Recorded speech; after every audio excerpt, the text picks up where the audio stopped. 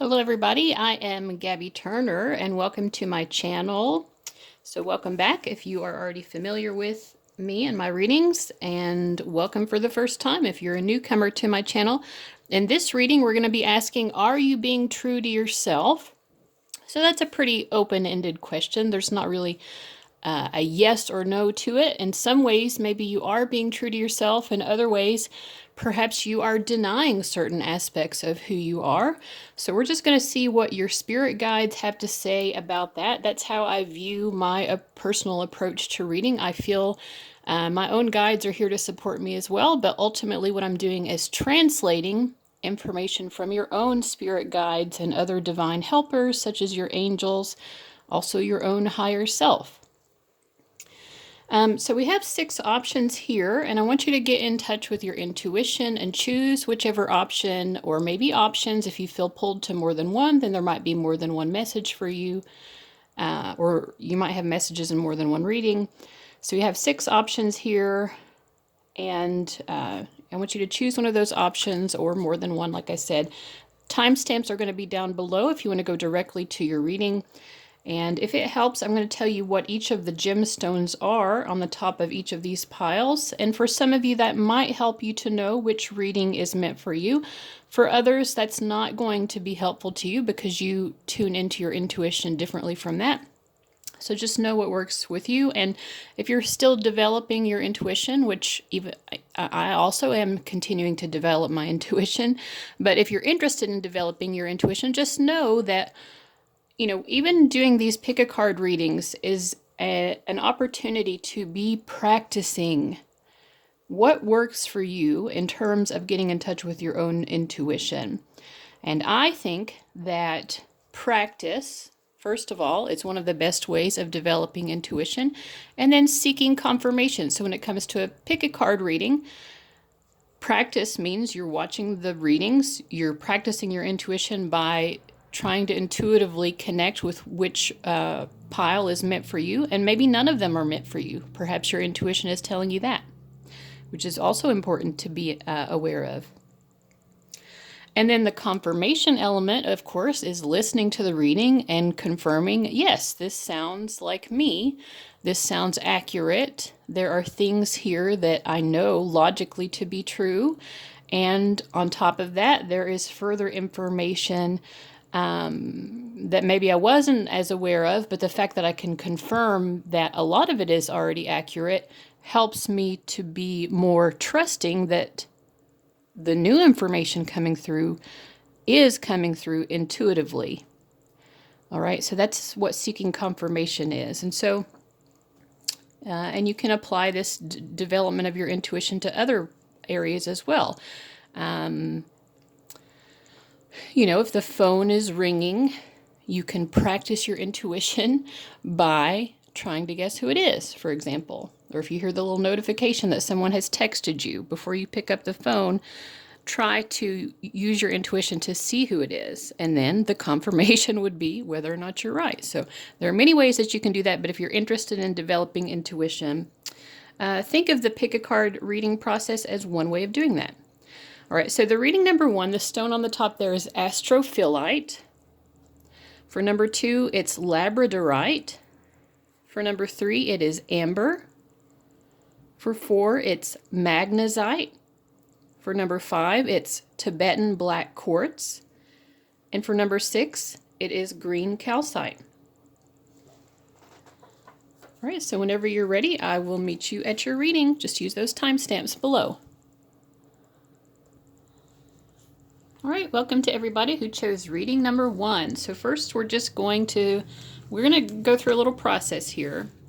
The first is we're going to use these tarot, and I've got 5 tarot cards here, and the more that are upright, the more true in general you are being to yourself. Okay, well it started out promising because we had the first card upright. But it looks like in many ways you are denying, I'm not going to say, well, we'll just say being untrue to yourself, or maybe not fully realizing your full potential in some way, or maybe even denying certain aspects of who you are. A lot of times we deny certain aspects because we're not sure other people will accept those aspects of who we are, or something along those lines, or we just have fear.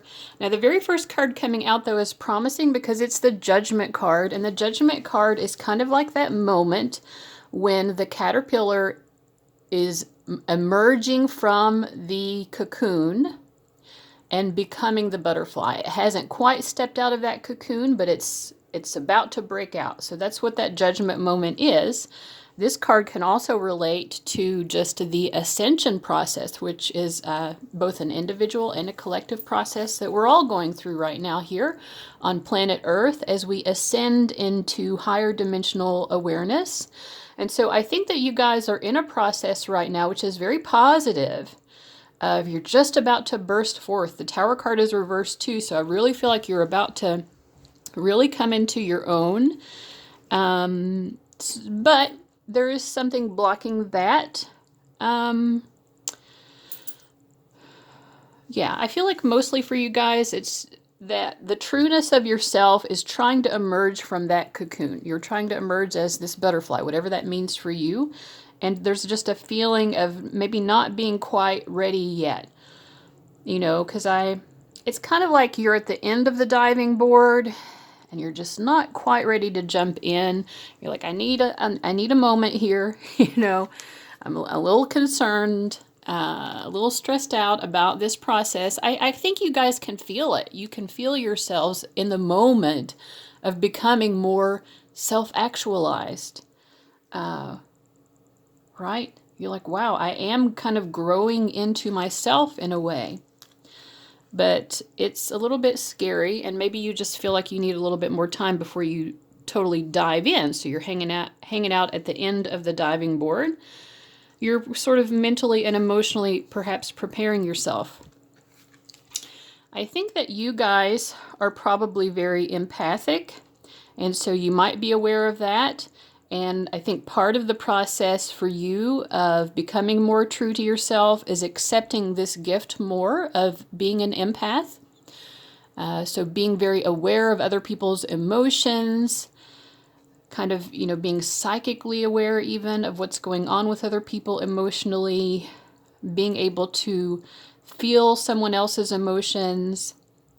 And I think you're just becoming a stronger empath. So if that's something that sounds right to you, then one thing that you could possibly do to help yourself become more true to yourself is just learning more about being an empath and what that means. So how do you psychically protect yourself as an empath? Or, you know, how do you know if it's your emotion versus someone else's emotion? Because as an empath, it can get very confusing. So that could be an area, just understanding more what this means to you. I think some of you are also just really, whether it's an empathic psychic ability or just psychic abilities in general, I do feel like you all are really opening up, or you're at the precipice of opening up more significantly to higher dimensional awareness. You know, because the Tower card, it can be symbolic of the crown chakra really opening up here. So we see this cap or crown. She's also wearing a crown on her crown chakra, right? Crown is being kind of thrust off. It's like, you know, you are going to go further. Part of you being true to yourself is accepting your psychic gifts. That's what it is. We're going to see what else comes up here, but, you know, I feel like that process with the Three of Wands reversed, maybe some of you actually want it to happen quicker. Some of the others are like, I need a little bit more time, or maybe you fluctuate back and forth between the two. Sometimes you think, I need a little bit more time, and sometimes you're like, well, why can't I be more connected to this psychic awareness just like that, you know?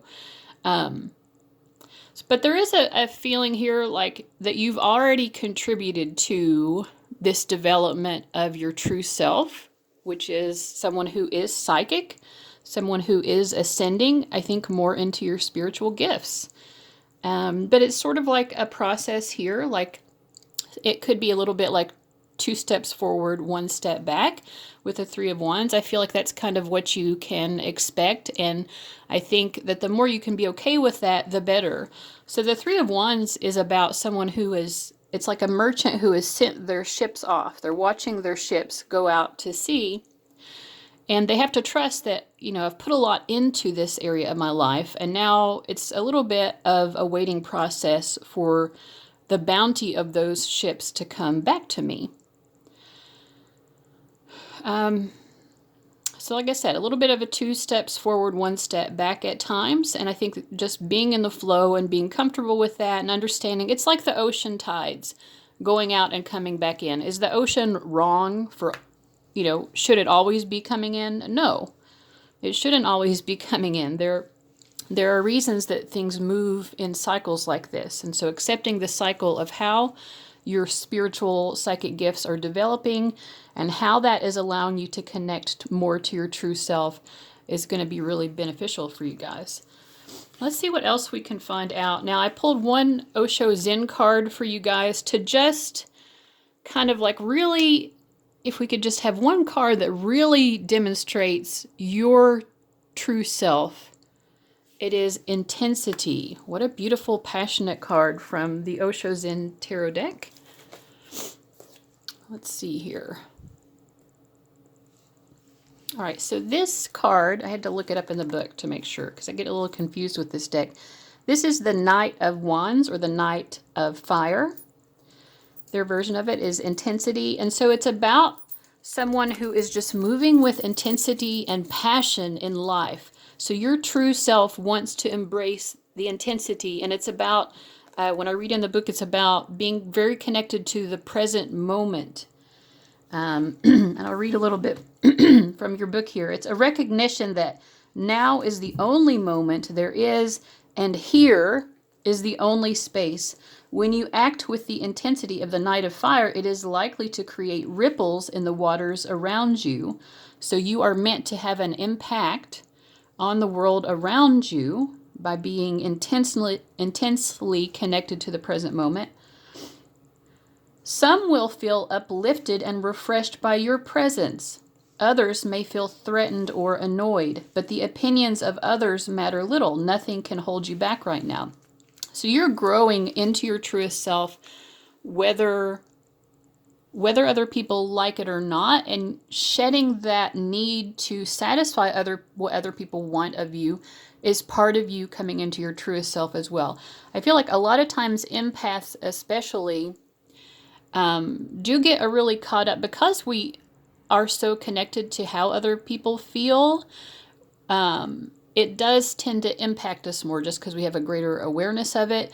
But I think for you guys, you know, if you could, and maybe you're already doing this, but if so, I think it's a really great thing to do. But like learning how to separate an awareness of what someone might be feeling or thinking about you from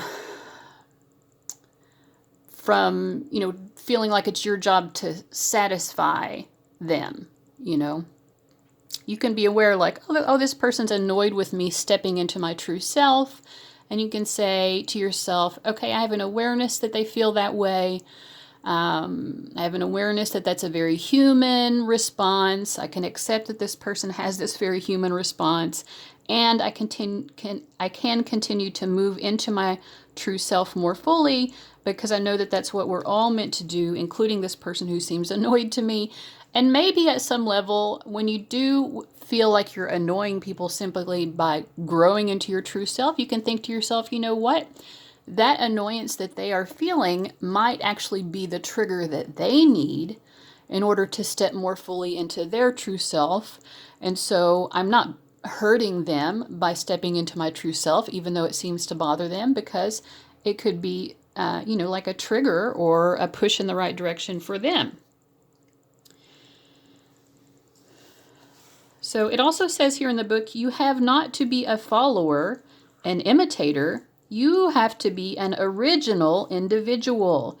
You have to find your innermost core on your own with no guide, no guiding scriptures. It is a dark night, but with the intense fire of inquiry, you are bound to come to the sunrise. Everybody who has burned with intense inquiry has found the sunrise. Others only believe. Those who believe are not religious. They are simply avoiding the great adventure of religion by believing. So this is also saying your true self is someone who wants to seek your own truth rather than just believing the truth that someone else presents to you. And it's also about inquiring, looking for that truth, looking and seeking the truth, not simply having someone else present a truth to you, which happens a lot in religion, not always, but it tends to be something that happens quite often, but it happens in lots of areas of our life where someone else tells us something is true and we believe it. Your true self wants to be seeking your own truth, and you will find it. So let's see what else we've got going on for you guys here in terms of your truest self. We've got Virgin, Damsel, and Martyr. I feel like your true self is very innocent. And maybe you've had life experiences that have disconnected you from that sense of innocence.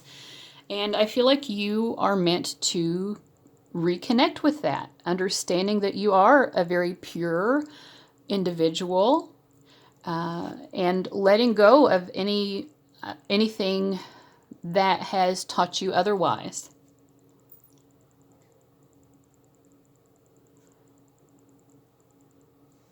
You're also meant to be of service to other people. And I feel like with the damsel, because it says understanding the nature of healthy romance inspires you to rely on yourself.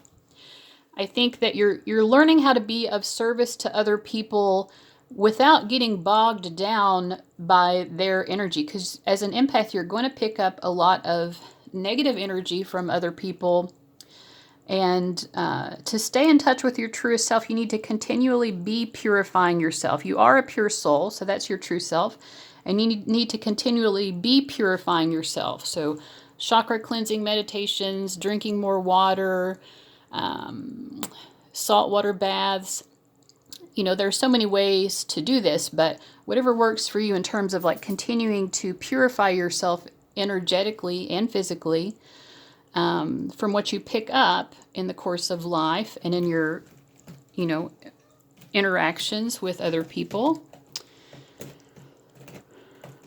So learning to have good boundaries and keep yourself as a clear channel, I think, so that you can continue to be of service. Because you guys definitely have a psychic gift. We also get the great nurturer, Moon. So I do feel like, especially with the Queen of Cups, which is also a very moony, feminine, nurturing energy here. Your true self is probably more in touch with your divine feminine qualities, perhaps, than your divine masculine qualities. Although no, not entirely, because this is more of a masculine energy, the intensity, but I give and receive nourishment. So your true self is just extremely loving. Let's say that. You're very empathic. You just know instinctively, like this doe knows what her child needs. The child doesn't have to say it. The doe just understands intuitively what is needed. You as well. You understand that with the people you meet, you understand what it is they are needing, and you know how to nurture them. But your true self understands how to nurture people without sacrificing your own self in the process. Wow, Lemuria returns. So much nurturing energy. Yeah, I feel like you guys, you may have had a lifetime or lifetimes in Lemuria or other like more advanced civilizations like Lemuria, Atlantis, other places like that where people were just naturally more spiritually evolved and perhaps also more connected to the natural world and this symbiosis between us and Mother Earth, that we have to take care of Mother Earth. But yeah, I feel like you're someone who has a lot of compassion for nature. You understand your spiritual awareness partly through your connection to the cycles of nature. And when you're able to be in the flow of those cycles of nature, like we talked before, like, you might be frustrated with 2 steps forward and 1 step back in terms of your spiritual development. But at the same time, we know that the ocean tide has to go out and come in and go out. It's a cycle. It needs to do both. And the shoreline is never the same when the tide goes out, right? And the shore allows a part of itself to go into the ocean when the tide goes out as well. So something in every moment of receiving, we're also giving, and every moment of giving, we're also receiving. I think that this is a lot, this whole give and take, like being connected to nurturing other people in a way that's very natural and that doesn't give up any of yourself in the process, doesn't give up anything essential to yourself. You remain pure and you remain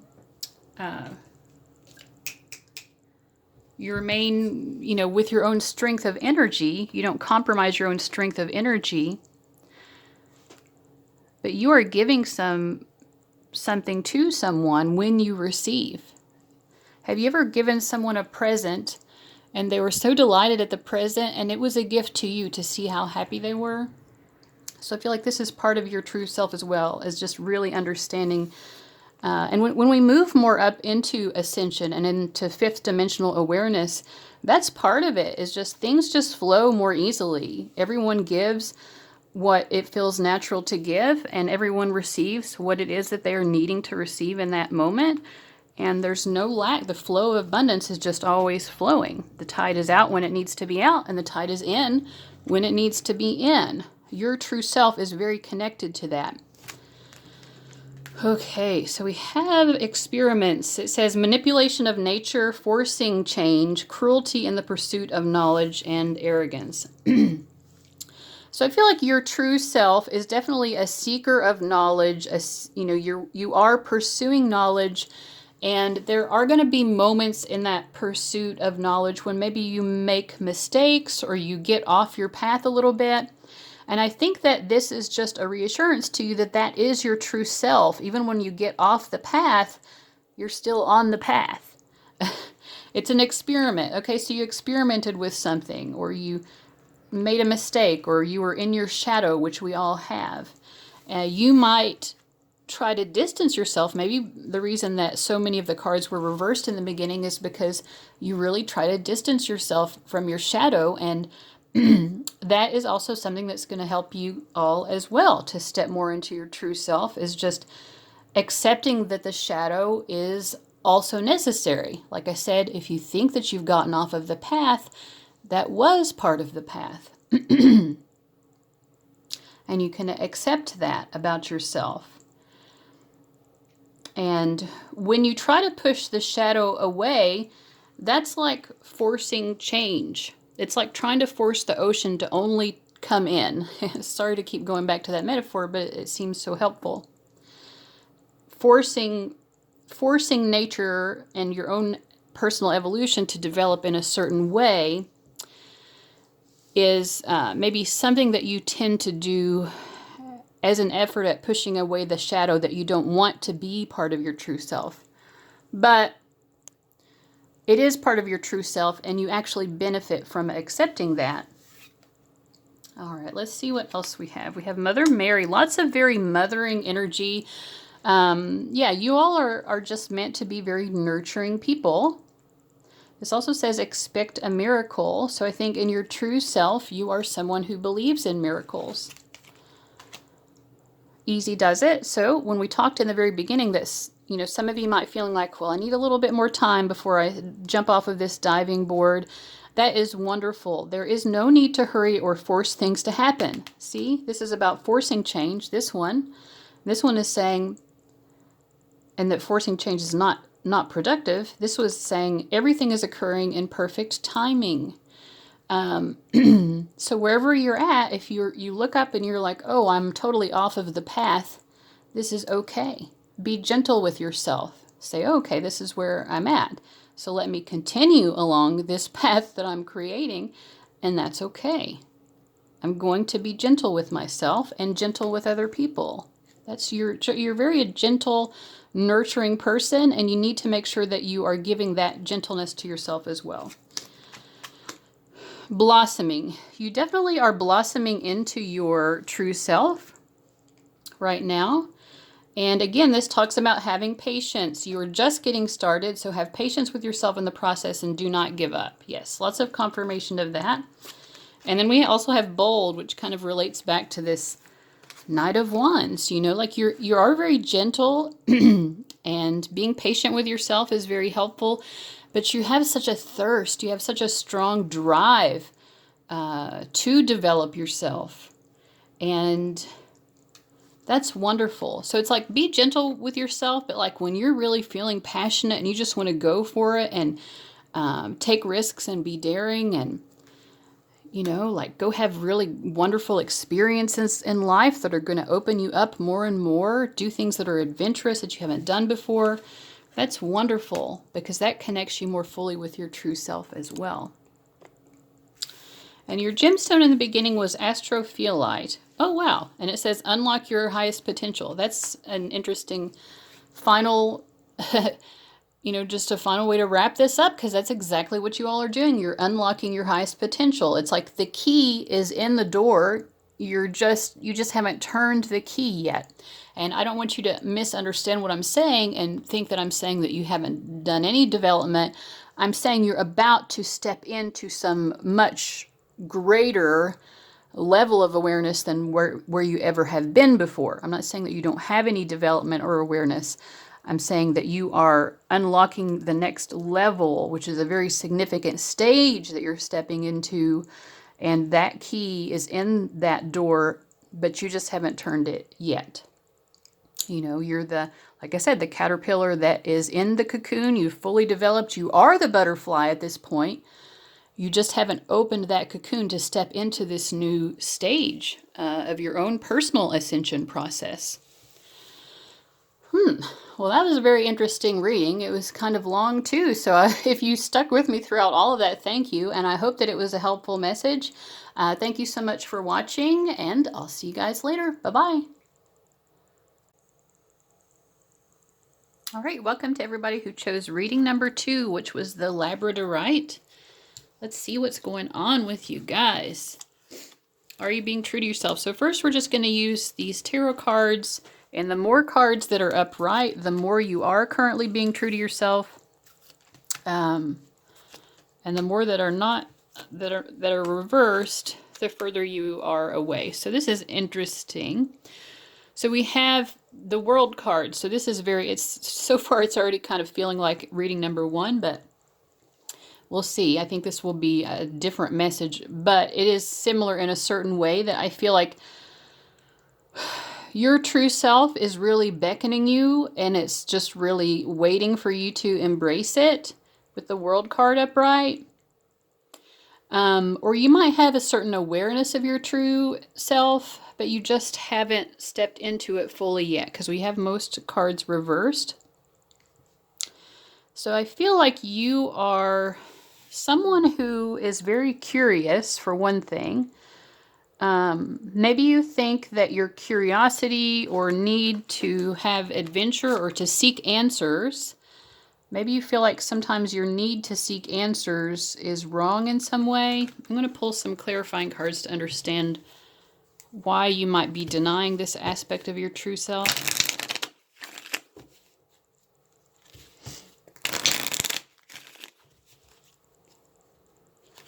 I feel, you know what it is? Okay, I'm starting to get it with these other cards, with the 5 of Pentacles and 6 of Wands reversed too. Like, I think that some of you feel like you should be more successful in life than you currently are, and you don't want to admit that sometimes you're struggling.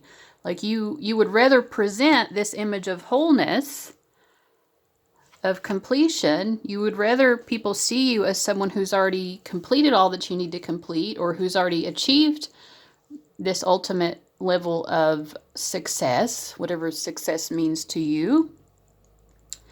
And you're denying the journey itself because you feel like because I'm still on the journey to my success, to my completion, then that must be wrong. And I feel like you want to distance yourself from that. Let me pull the camera in a little closer.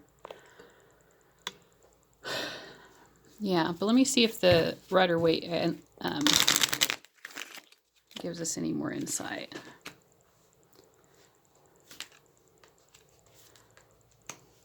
Yeah, I feel like you are uncomfortable with the fact that you have not achieved some certain level of success. And I think for a lot of you, it's success in the material world. So what we think of as worldly success in terms of achieving a certain level of status in your career, a certain level of income or material accumulation. You guys, like, you maybe have struggled more than you want and you're seeing that as a negative. So I feel like that's what is sort of keeping you from embracing your true self.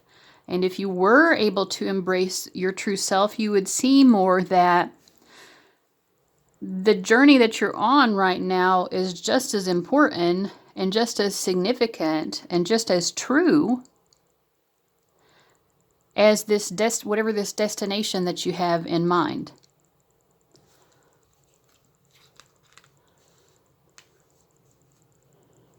It's kind of like you want to already be at the destination without taking the journey. It's like you feel ashamed of the fact that you have to take a journey.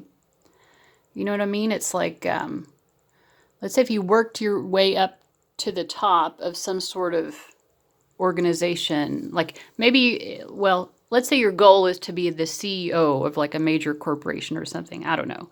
It may not be that, but this is just an example. And you're ashamed of the fact that you had to start out at the bottom rung. And maybe you're still at the bottom rung, or you're still like way down lower on the ladder of success. And you feel ashamed of the fact that you're not currently that CEO, which is your end goal, or whatever it happens to be for you. Again, that's just an example here. Or you're ashamed that you still struggle month to month to pay your bills and you think I should already be that person who has like a substantial amount of savings in the bank. But there is absolutely no reason to be ashamed of being on the journey. You know, what do you expect? You're going to come out of your mother's womb and immediately have this success? It's a journey. That's what life is. It is meant to be experienced. You can't get to that point without having the experiences that lead up to it. So at some level, you're just simply denying the natural course of things. And this is what is blocking you from truly being connected with your truest self. And your truest self is such a wonderful, whole, complete. And I mean, the World card is all about ultimate success. It's the last card in the major arcana. It's about wholeness and completion and success. That is already who you are at the level of your truest self. You are already complete. And you are maybe distancing yourself from that truest self because you think, you know, I want to be the owner of the restaurant franchise. I don't want to be the person washing the dishes in the back. But you're whole and complete wherever you are on your timeline and on your journey. You are whole and complete now. And so you're denying your true self, which is a self that is of completion and wholeness. Let's see what else here. Now, I wanted to pull this Osho Zen card, one Osho Zen tarot card for each of you, for each of the piles, just to like really, if we really wanted to hone in on who your true self is, or where you are at in that journey right now. What would the card that would give us the best framework for understanding that? We have the 6 of rainbows. They use rainbows instead of pentacles in this deck, which is compromise. So I think that your true self is someone who knows that you don't have to compromise yourself in order to satisfy other people, for one thing. All right, so I just read what it said in the book here, and what I feel like it is that I feel like sometimes you guys try to gain approval from other people, and at times you're maybe are that person who's afraid to ask for help or afraid to admit that you do need help in order to get yourself up to the next level of where it is that you're wanting to be.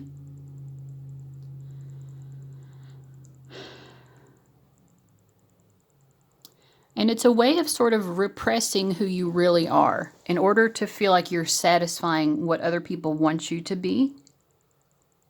And even as a way of satisfying who it is that you think that you want to be. I'm just going to read this part out loud. You can always pause and read the whole passage for yourself as well. It says, in the courts of ancient Japan, the male attendants were often selected from the ranks of petty criminals who were castrated. Because of their intimate familiarity with the activities of the court, they were often at the center of the political and social intrigues and exercised a great deal of power behind the scenes. The 2 figures on this card remind us of the sleazy and conspiratorial situations we can get into when we compromise our own truth. It is one thing to meet another halfway, to understand a point of view different from our own and work towards a harmony of the opposing forces. It is quite another to cave in and betray our own truth. If we look deeply into it, we usually find that we are trying to gain something, whether it is power or the approval of others. If you are tempted, beware. The rewards of this kind of compromise always leave a bitter taste in the mouth. So I think for you guys, I'm getting a lot more about, what's blocking you from your true self. And a lot of it is, trying to get approval from other people because you don't feel like you're good enough. Like you feel like maybe you're that petty criminal working in the courts when you want to be a member of the royalty instead. And so you're not realizing that whatever your present circumstances are, in terms of what we as humans think of as worldly success, you're really not appreciating yourself enough and the power that you do truly have to influence the world. Your power to influence the world is actually very strong, but you're misunderstanding yourself and placing maybe too much significance on these outer markers of success or approval. So let's learn more about your true self. We have King. Oh my gosh. King, God, Mediator, and Femme Fatale. Well, with these first 2 cards, King and God, I could see definitely why it would be frustrating for you to be in any sort of menial position. Or like I said, if you have to be like the dishwasher or the low-level employee or whatever, I can see how that would be really frustrating because your true self is just like intensely powerful. You are someone who wants to be in a position of leadership and a position of benevolent leadership. Benevolence, it comes up on both of these cards. So you may have also had many past lifetimes, or at least a significant past lifetime, where you did hold like a very significant position of leadership, such as being a royal or some other person who had a lot of power over large groups of people. And so I think it could struggle because you're thinking that position itself is the true self. It isn't the position that is your true self, although if you want to work towards a position of leadership that you haven't currently attained, that is totally fine. But your guides are wanting you to understand that the true essence of who you really are is not about the position or the name that you put on your role that you're playing. It is about being an enlightened, benevolent leader, benefiting those in your charge. Everyone and everything on earth is in your charge because we all affect each other.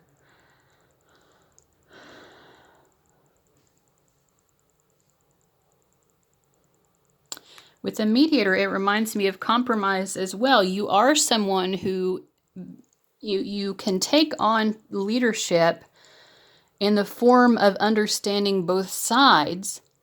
And I think your true self approaches it more of a place of mediating. So this says, gift for negotiating fairness and strategy in personal and professional life, respect for both sides of an argument. But it's about respecting both sides of an argument without compromising yourself. That's the approach that your truest self would take.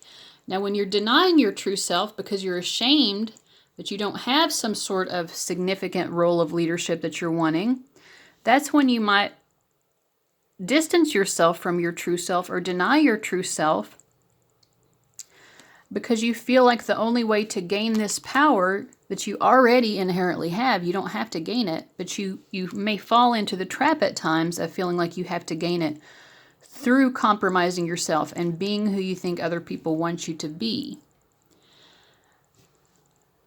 But your true self does not have to compromise your truth in order to be fair and balanced and take into account other people's beliefs.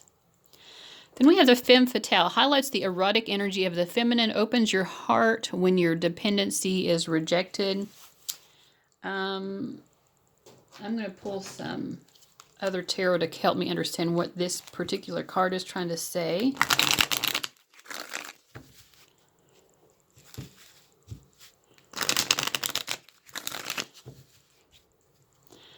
I feel for one thing, you guys don't like being dependent on other people. That makes you feel ashamed.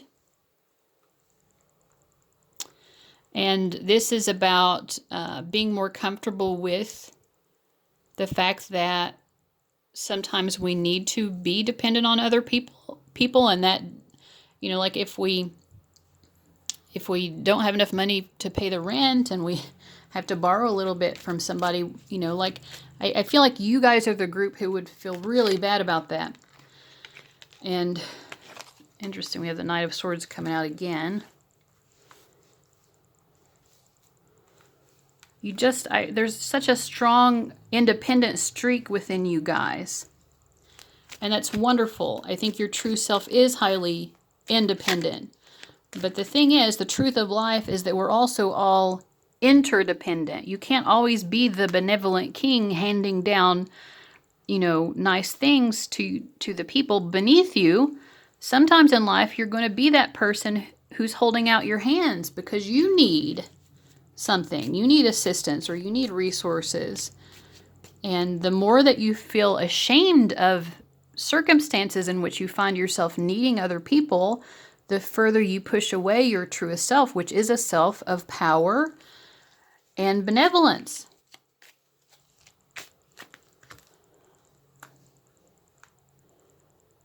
Right, you're denying the fact that, you know, in this family, you know, there are the adults and the children. The children are more dependent upon the adults, but everyone is happy, right?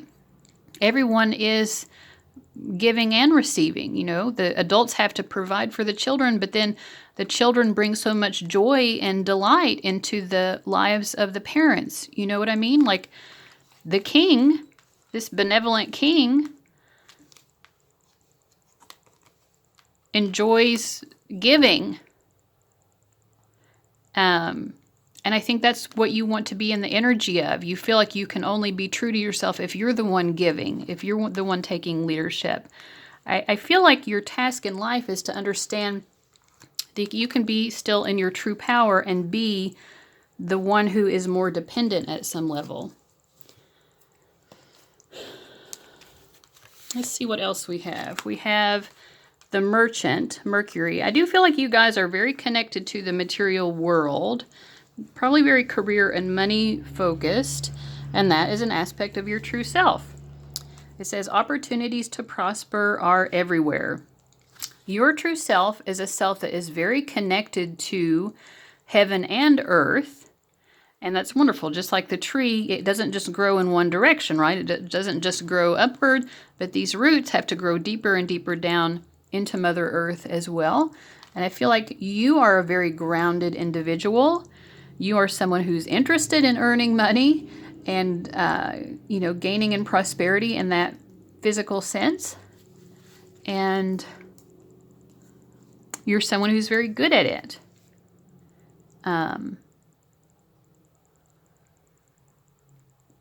And if you feel like you haven't attained this certain level of where you're wanting to, I feel like the message is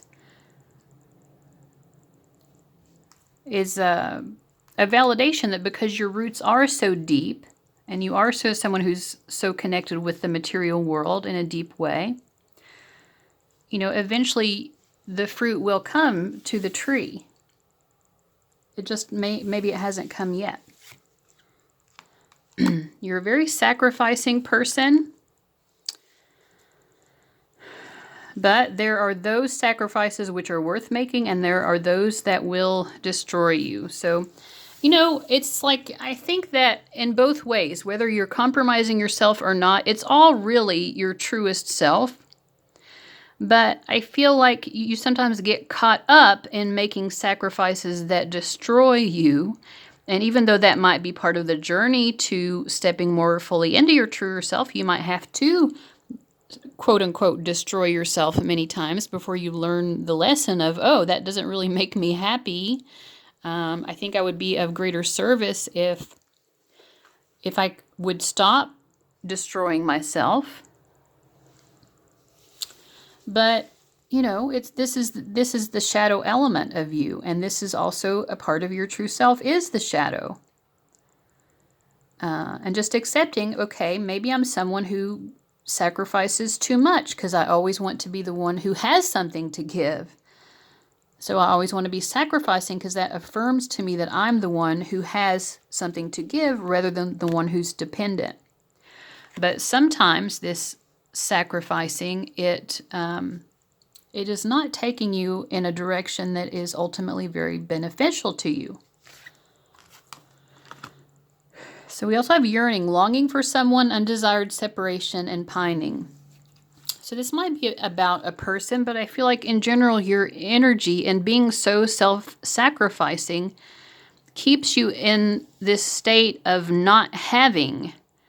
You're trying to prove to yourself that you do have by feeling that you always have enough to give or that you always have enough energy to do for other people.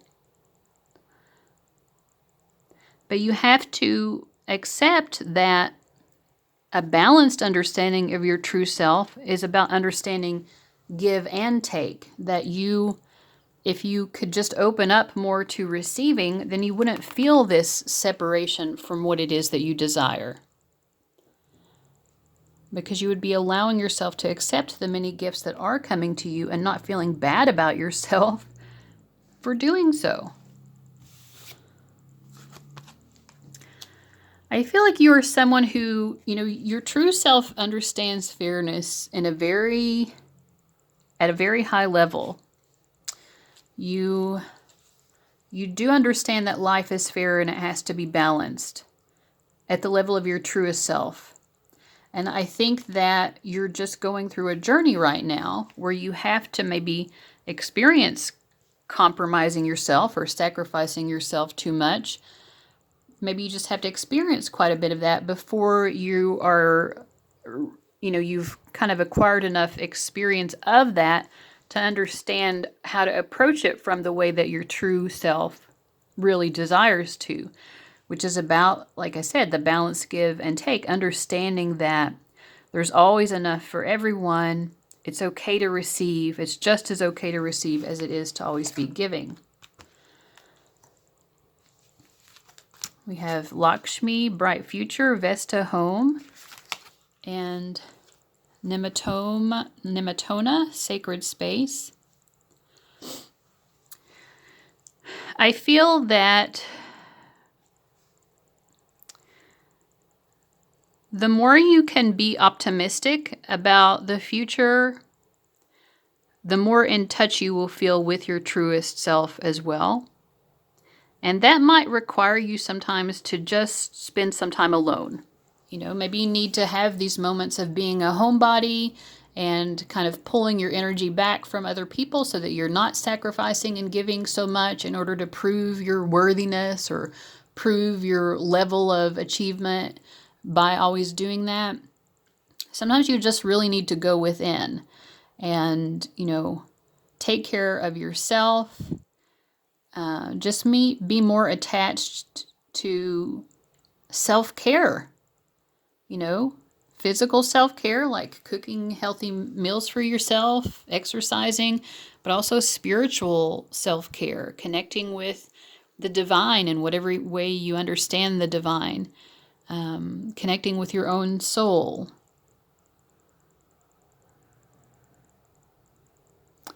Yeah.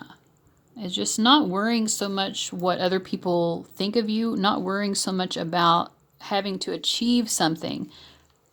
Life isn't really about achieving. I mean, that's an aspect of our human existence, I guess, but at the level of your spiritual journey, life is about experiencing. And if you think that your current experience makes you somehow wrong or incomplete, that's where you're most distancing yourself from your true self, because you're already whole and complete. Stop worrying. Everything is going to be fine. Everything is fine. Everything is as it should be. You are who you are most needing to be in this particular moment. And that's okay. And that is enough. Okay. And then finally, your stone that you chose in the beginning was labradorite. And the little phrase here is protect your magic. And I think for you guys, it's about protecting your magic by not giving too much of yourself, as you might be prone to do, as I've mentioned multiple times in this reading.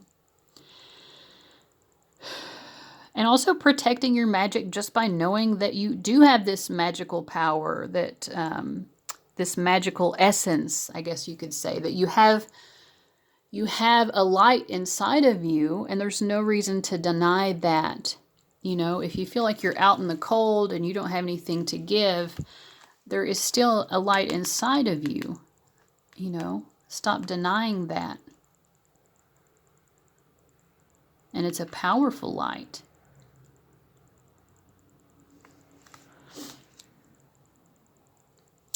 I do want to pull a few more cards, though, to just further understand what your guides are trying to say with protect your magic.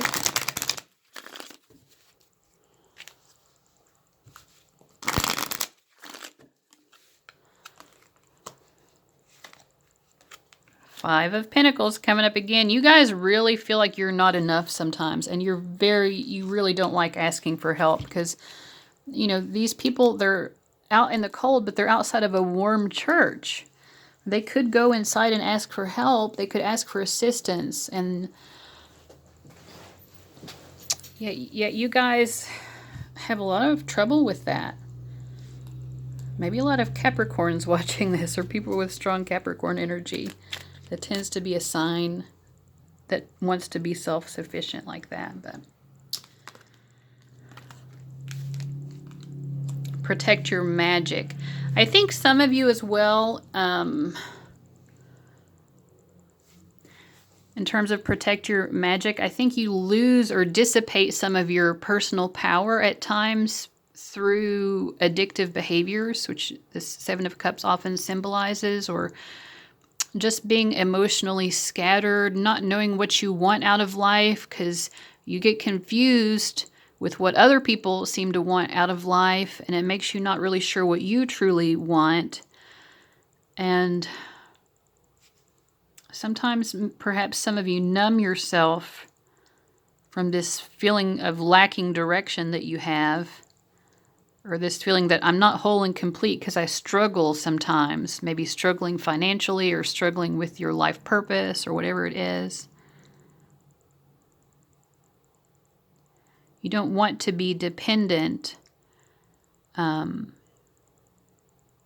but sometimes you do need to ask for help. And I think that the more you can learn to ask from help from people who are truly also benevolent as you are, then you will see that, you're actually going to move on to smoother waters. You're going to move away from these troubled waters off to calmer waters in your life. And if you do struggle with addictive tendencies, you can protect your magic or, protect your power, your personal power, by not engaging in those behaviors. And if you need to, seek out assistance with that. There are lots of 12-step groups out there, for example, or you could just talk to someone about it, or go to a therapist and talk about it. Or ask for assistance from your angels and spirit guides, so that you're not dissipating your energy. With the Seven of Cups, sometimes your power can get really scattered. And the Six of Swords to me is about healing. So you want to heal that pattern of scattering your energy through perhaps overindulgent experiences like drugs, sex, alcohol, things like that. Anything that's overly indulgent to the senses or overly indulgent to the emotions, to the point that it actually makes you feel bad instead of making you feel happier or more lighthearted, which might be your intention. Maybe you're thinking, I'll just have a few beers to make myself feel a little bit more relaxed because I'm so stressed out, feeling like I'm not good enough. And it turns into,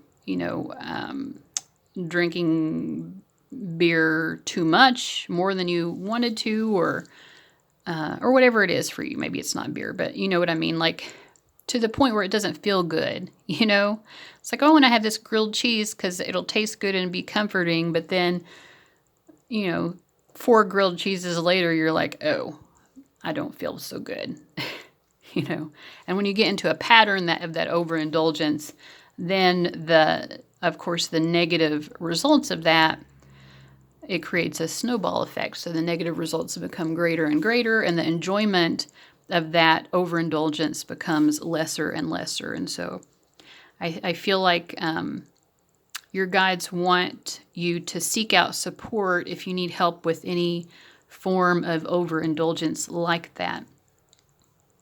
And also just to understand that the reason you want to engage in that overindulgence is because you're not accepting that you are enough just as you are. You only want to accept that you're enough if you have reached a certain level where you can always be the benevolent giver and never need to seek help from anyone else. So that's just not what the human experience is. The human experience is one of exchange and interdependence. All right, so I hope that this reading has been helpful for all of you who chose reading number 2. Thank you so much for watching, and I'll see you later. Bye-bye. All right, welcome to everybody who chose reading number 3. So let's see, are you being true to yourself? So we're starting this out with, like I said in the intro, it isn't just a yes or no exactly, but we're going to kind of gauge how strongly you are currently being true or not being true to yourself. I'm going to use that by seeing out of these 5 tarot cards, how many are upright and how many are reversed. Okay, so you have 1 that's upright and 4 that are reversed, but do not feel bad because 1 and 2 also had just 1 card upright and 4 reversed. I think being true to the self is a difficult task for all of us, and it isn't a task, it's an experience, it's a journey, it's a process of evolving. But yeah, there are certainly aspects of your true self that you are denying, and we'll look more into that. Your spread is very interesting. You have the Queen of Pentacles upright, and then we have 2 Kings reversed, the King of Wands and the King of Swords, also the Ace and the 9 of Pentacles reversed. So, I mean, right off the bat, I feel that part of your true self that you maybe are not fully integrating is more of your divine masculine qualities. So you perhaps, sorry, I'm trying to get this the lighting to look better here, but I don't know. Anyways, so I feel like you're probably more connected with those, with your femininity. So the suit of earth or pentacles is one of the feminine suits. And then we have the queen, which is the feminine quality here.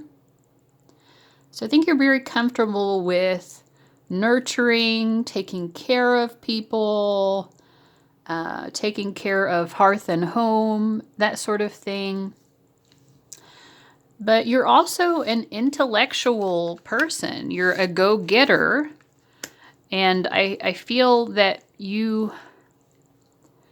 it could be that you are not fully taking advantage of those aspects of your true self. Maybe you feel like you're not smart enough sometimes, or you feel like, well, I don't have time to really pursue, learning or going after certain dreams or goals of mine, which the King of Wands is very interested in doing, because I just need to kind of like be taking care of other people. So you're very comfortable with that whole taking care of people part of it, but maybe you hold back a little bit when it comes to pursuing your own dreams in life. So I feel like there's a level of self-actualization that's being denied here. And with this Ace and Nine of Pentacles reversed, it's almost like you keep telling yourself, oh, I'm happy enough just taking care of other people. I don't need to pursue anything else. I'm complete in and of myself. I have everything that I need. Financially, I'm provided for. But the thing is, it isn't just about money as well. It's about experience, life experience. So maybe financially you're okay, and so you're saying, I am okay. And you are, but there's more of you to be explored. Let me pull out some tarot and see if I can get a better understanding of what your guides are trying to say about this.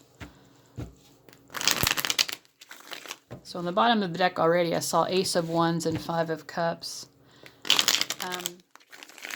I feel like there's some dream or goal that you are needing to go after, and you maybe you don't have the confidence.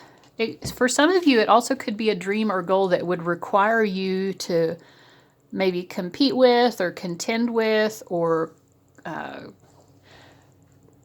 collaborate with men. And if you're a woman, maybe you're afraid that you won't be accepted.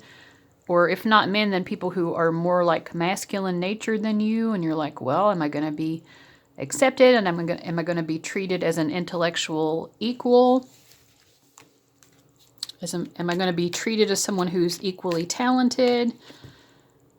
And so it could be that you're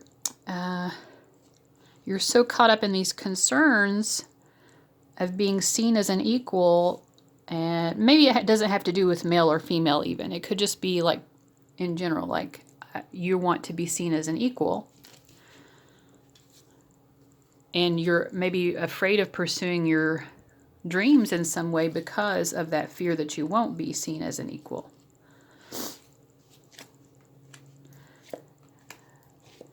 Yeah.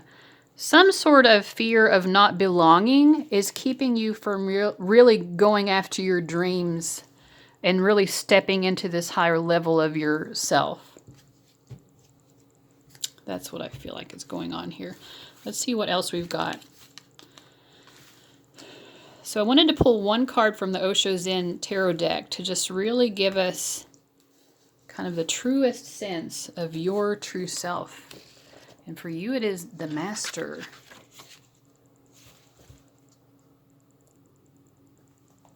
Okay, so if you want to pause and read the book meaning for this card for yourself, you can.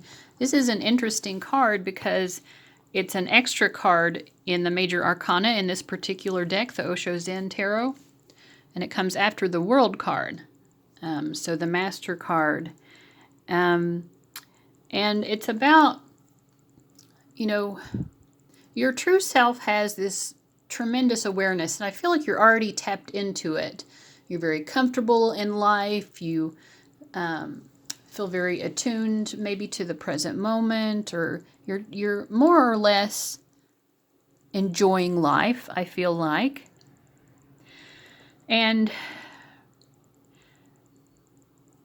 it's about like stepping more fully into that, I think, by not allowing the fears that show up in your brain, the fears that your mind creates, from holding you back from continuing to gain more experience and more awareness. Because, like we said, you need to be pursuing some sort of dream in life that you're holding yourself back from. And the thing is, people are very drawn to you because they learn from you. People are learning from your own experiences. So if you're holding yourself back from having those experiences, then you are limiting yourself from stepping fully into this true self of the master, someone who people come to in order to seek greater enlightenment for themselves about how to be fully self-actualized. Okay?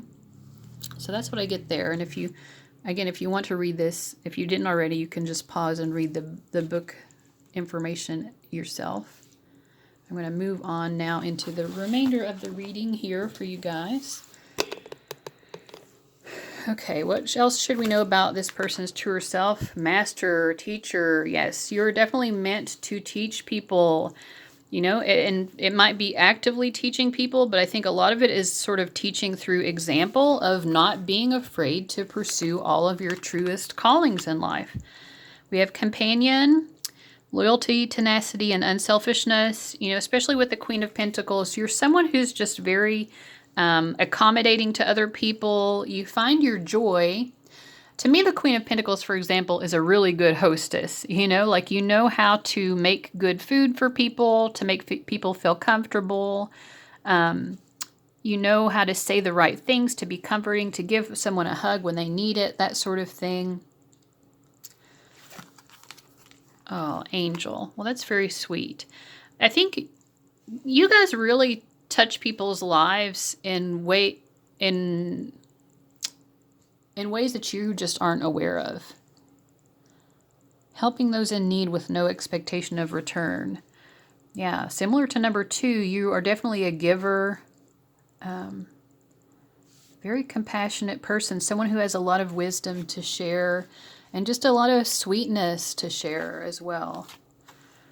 Finally, we have the engineer, Mars. Every problem has a solution. So I feel like this goes back to the fact that we had those 2 kings reversed in the beginning, because Mars is the masculine energy here.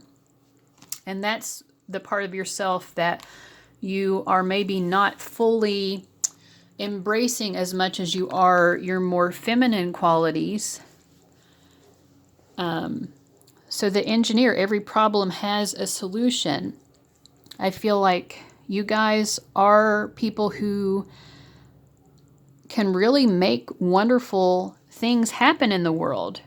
You can create your vision. You have the vision, and maybe the vision itself comes more from the feminine quality, but you can also put that vision into action and make it into something tangible, and that's about pursuing your dream. You have the dream, and now you need to solve the problem of how do you make the dream come to reality. And that's by not being afraid of your masculine energy, I feel like, for you guys. Song of the Siren. Fertility. Yeah, there is definitely something that you are meant to give birth to. The call, the summoning voice to acknowledge. You're being called to some purpose, and your true self really wants to give birth to whatever this is. It really wants, it says initiation energy, really wants that project, that goal, that vision, that dream of yours to be initiated into reality. And you have so much to offer the world with this Song of the Siren card. It isn't just one vision or dream that you haven't yet fulfilled. You're just for the remainder of your life, if you choose to allow it, you're just going to be pouring forth so many blessings into the world. Sulis, bodies of water. I don't think I've ever seen this card. Spend time near water, such as a lake, river, or the ocean, to recharge your batteries. So I guess I'm feeling this in terms of your truest self. Like that would definitely be like practical advice for how to kind of connect more to your truer self. Being around bodies of water could inspire that. Energetically, it could create some sort of shift in you that needs to happen. Bathing in salt water can also be very purifying. If you're letting other people's opinions or like fear of other people not accepting you, as we saw before, hold you back, then maybe salt water could be helpful. But I think also like making sure that you, because you do come through as a very giving, nurturing person, so like making sure that you also attend to your own emotional needs is going to help you. Yeah, quiet time. Take some quiet time alone to rest, meditate, and contemplate. So yes, you do need to sort of recharge from time to time so that you don't get depleted, because you have so much to offer. And so it could be a little bit part of it could be you hold back on pursuing some sort of dream or life purpose goal because of fear that people won't accept you. But another part of it is I feel like your energy gets depleted very easily. And you need to make sure that you are finding really helpful ways of regenerating yourself, recharging. Unconditional love. Love yourself, others, and every situation, no matter what the outward appearances may be. So at your truest self, you're someone who's able to sort of look beneath the surface appearance, So if someone is having a temper tantrum, you're that person when you're most connected to your truest self, to your true self. You are that person who can be unconditionally loving and say, you know what? No matter what the outward appearances may be, I understand that what this person really is wanting right now is love. And they're throwing a temper tantrum, whether they realize or not, because they're not feeling that love that they are wanting. And you're someone who understands that all people really need is love. But, of course, you're going to maintain good boundaries as well. Loving someone doesn't mean allowing them to cross your boundaries. It just means understanding where it is that they're really coming from and being able to have that compassion for them. Yeah, the arts. Did we have? Yes, with Song of the Siren, it already kind of gave me this feeling, but especially with Saraswati coming up, express yourself through creative activities. I do feel like specifically maybe it's some sort of artistic creation that you are meant, or like many acts of artistic creation, or pursuing some sort of experience related to self-expression. It could be public speaking or writing or anything involved with communication as well, because the Song of the Siren in general makes me think just self-expression, which doesn't necessarily have to be artistic, but yeah, you need to be expressing yourself more fully, and your true self doesn't want you to be holding back from that, whether it's from fear of rejection or just being energetically depleted. Your true self wants to rejoice in this creative self-expression. So that's wonderful. So let's see what your final card here from Amber. The message is recharge your good vibes. So there you go. You have so many good vibes to offer the world. Like you have so much goodness and sweetness to offer, so much beauty to create in the world. But one of the things that is holding you back so much is that your energy gets so drained.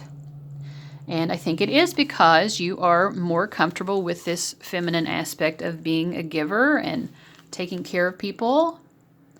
And, not as comfortable perhaps with just being a little bit more selfish in pursuing your own personal dreams and goals that are separate from other people's needs. But the interesting thing about it is, if you do keep yourself recharged, and if you can go ahead and pursue those, what you might perceive to be selfish goals or something,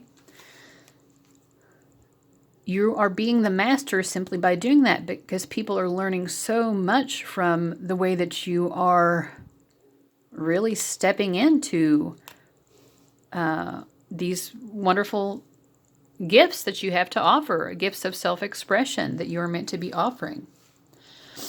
Okay, so go recharge yourself, guys. All right, and thank you so much for watching. I hope that this was really helpful to you, and I'll see you guys later. Bye-bye. All right, hello to everybody who chose reading number 4, which was the Magnesite. Let's see if you are being true to yourself, and we'll see what your guides have to provide you in the form of insight about connecting more to your true self. And the first part of this, I have these 5 tarot cards, and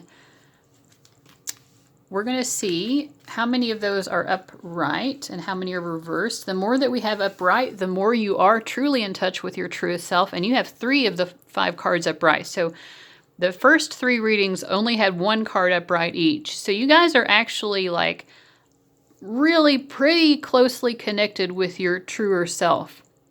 And these are some interesting cards here. We have the Death card, the 7 of Swords, and the 5 of Wands. I feel like what's really keeping you most connected to your true self is that you are just authentic. You're like, you know, if someone doesn't like me being my true self for some reason, that's kind of their problem. Like, that's sort of small potatoes as far as you guys are concerned. You're like, I see it. I can tell that you don't agree with my choices. And I can tell that you don't, for some reason, like me being in alignment with my true self. But I am. You know, the Death card relates to the sign of Scorpio, which doesn't mean that you have to be a Scorpio, but it's an energy of someone who is willing to shed any false mask and just really pare themselves down true to their truest self. You know, to me, I feel like you guys are very soulful.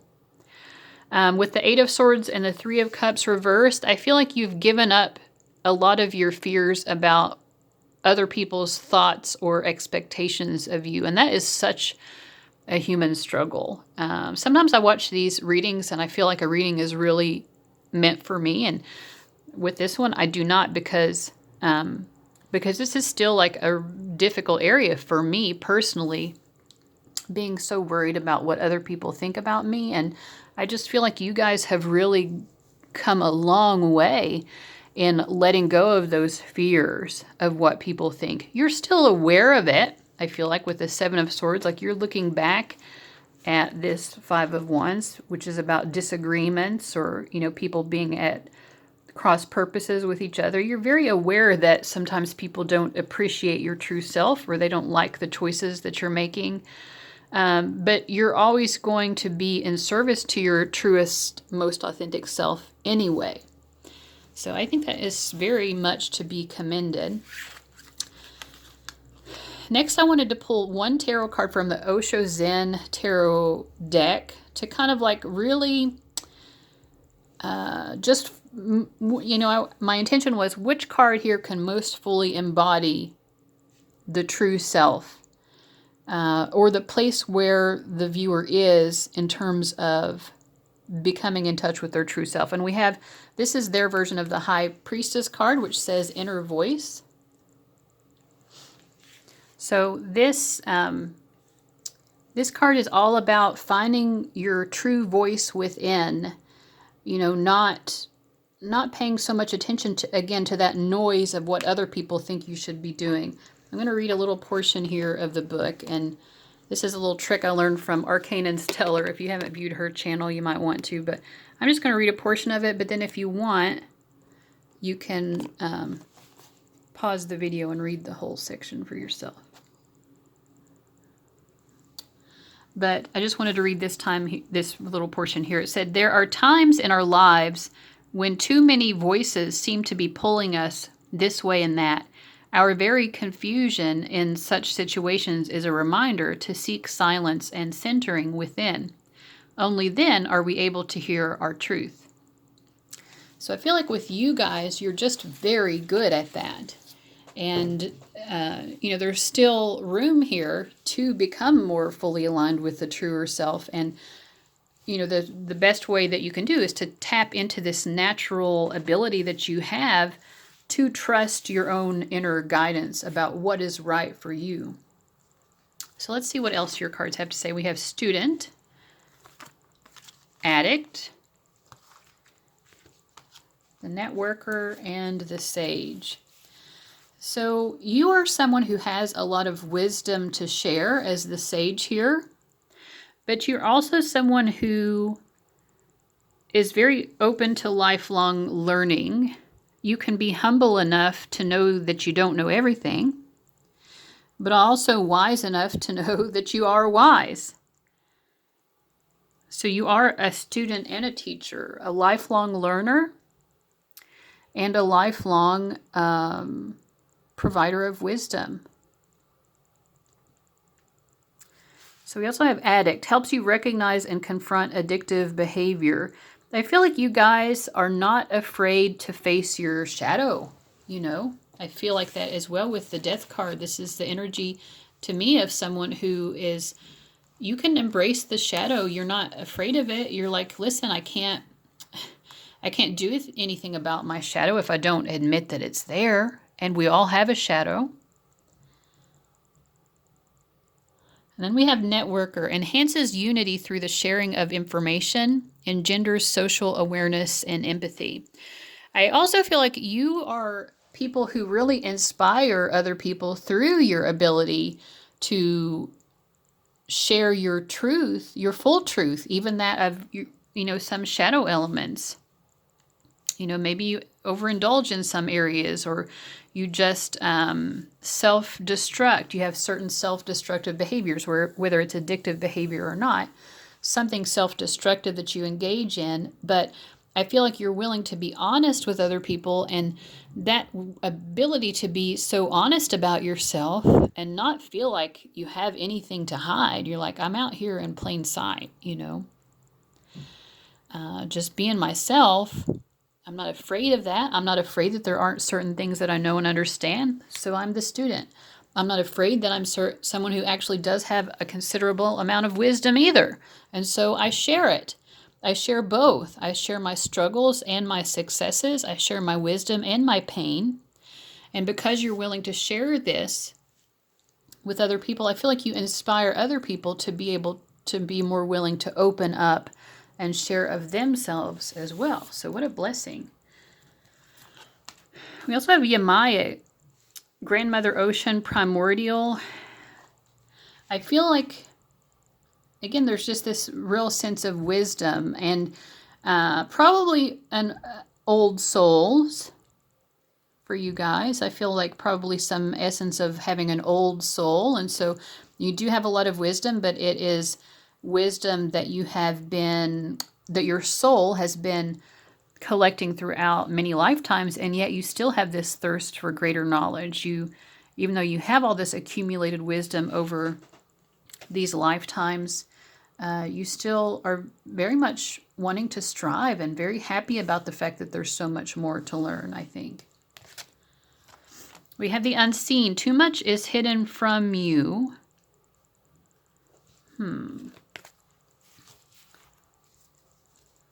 I think that this is probably just going back to what we already said about, she's crawling out of this cave, right? She's not afraid to make herself be seen, which I feel like is true of you guys, as we already said. Let's see if there's something else this card is trying to tell us.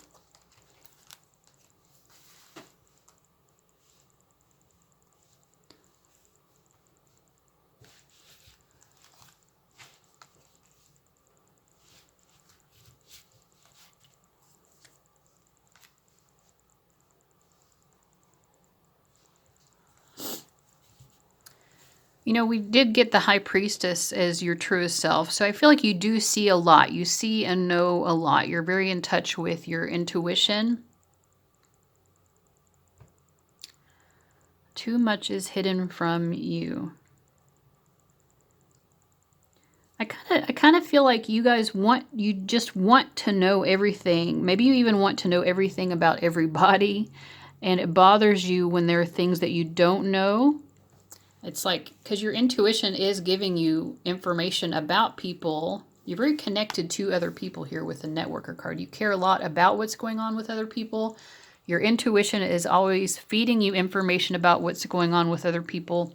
But I feel like maybe you're struggling a little bit because you're feeling like, okay, but can I trust that intuition? Because my logical side here is telling me that maybe I don't want to judge things too quickly and just trust my gut instincts here. Solar plexus chakra, yellow. Especially if it means that I'm going to assume that there's something negative about someone else. I don't want to. I feel like there's some sort of struggle because you're like, sometimes you pick up information about other people that maybe you don't want to know because it's a bit negative. You might be more comfortable with your own shadow at some times than you are with other people's, maybe. And I think that's what it is. Because you know that you're someone who wants to overcome the shadow and not allow the shadow to rule you. But I feel like you don't know for certain if other people are like that. You're thinking, okay, I can see other people's shadows sometimes. Intuitively, I can kind of see that shadow element of them. But what I don't know is this a person who wants to move beyond the shadow so that they're not ruled by it?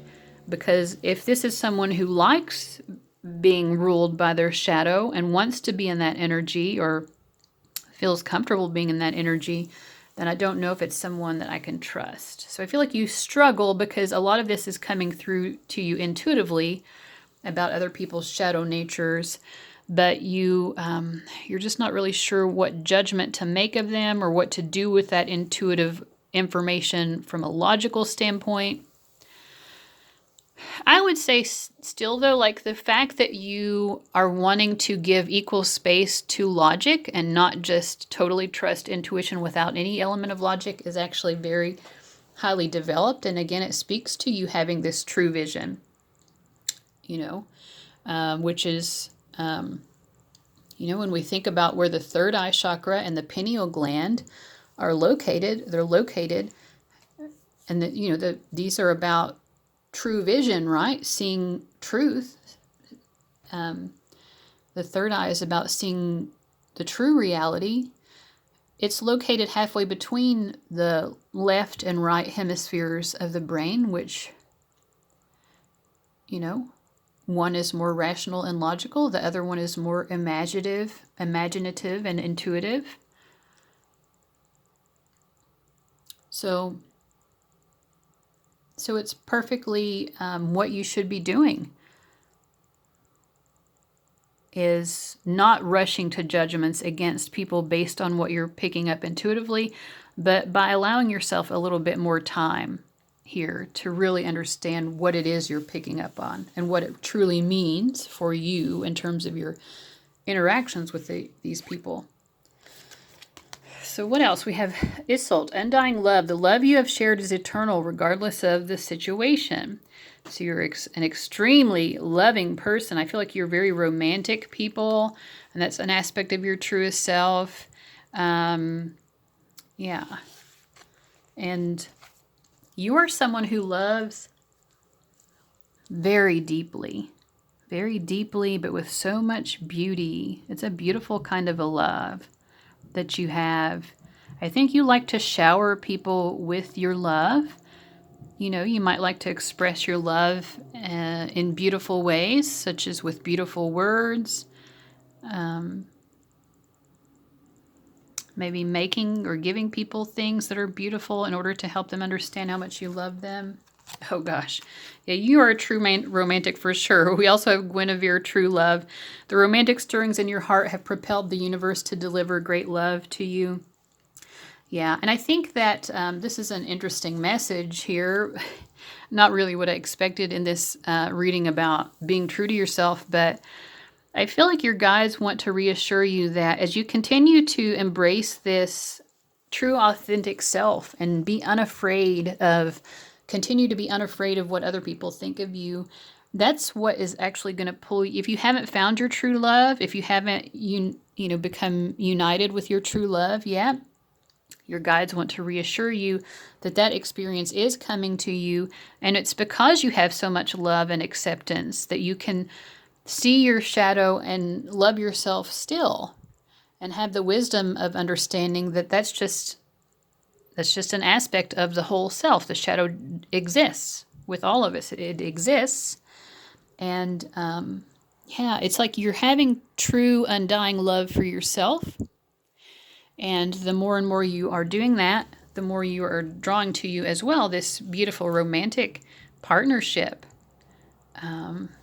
So sweet. Okay. So we also have Ostara, fertility. It is the perfect time for you to start new projects, access new ideas, and give birth to new conditions. Yeah, so I think that's pretty straightforward. That it seems to be a little bit more guidance, I think, about how you can align more with your true self. Continue to always be creating new things, just like Mother Earth is an example of that. Every spring, and of course, Ostara is related to spring. Every spring, what does she do? She regenerates. She brings all these beautiful flowers.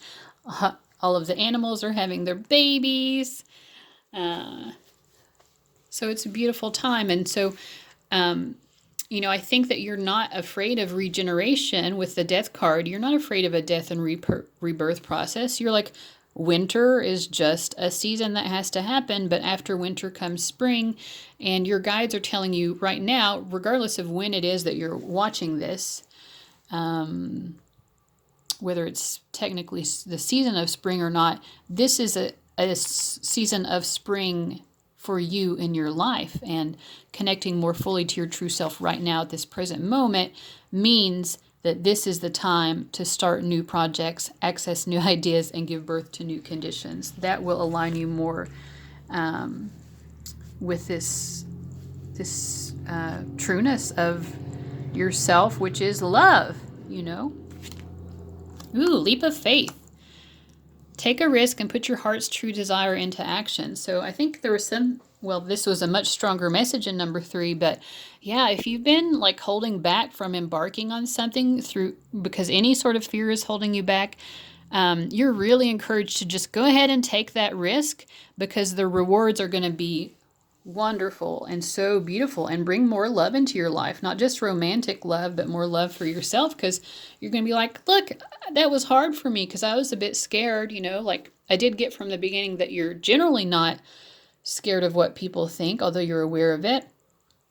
But maybe sometimes it still emerges, or maybe there are other fears. Maybe it's just fear of success or fear of failure.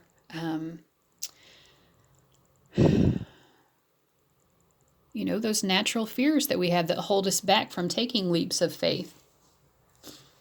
But yeah, you're definitely encouraged to do so. And this is what your true self wants to do. Okay, so your final card here is just going to be from the stone that you chose, which was magnesite. And it says, get your mind right. When to use it, when you're just too smart for your own good, when you're completely lost in your thoughts, or they're running wild, dragging you behind them. Remember, the mind is a powerful thing. You rule it, or it rules you.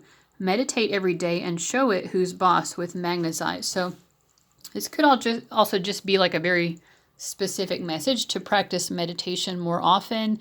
If you're already in a meditation practice, your guides definitely want to congratulate you, and they are wondering if you are seeing the benefits of that.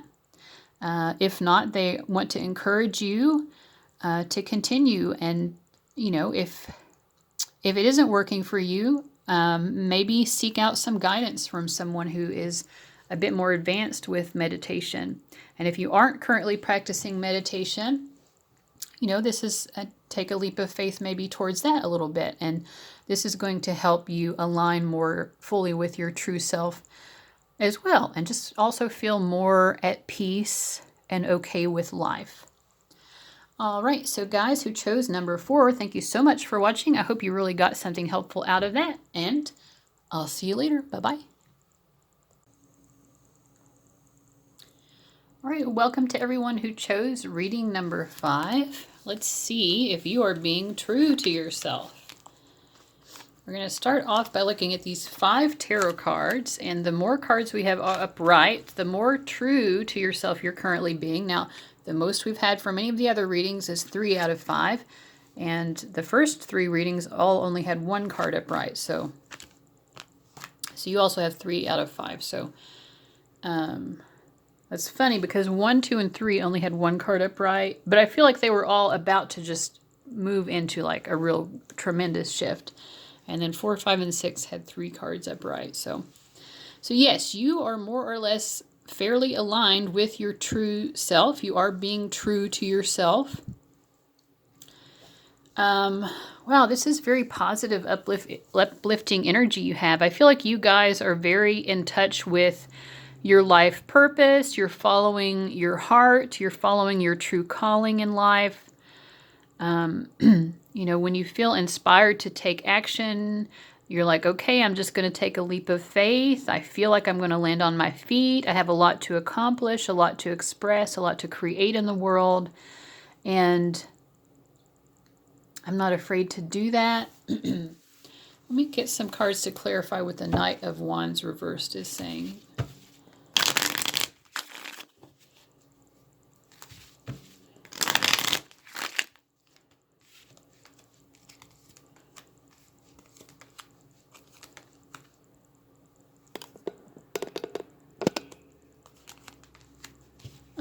Let me see here.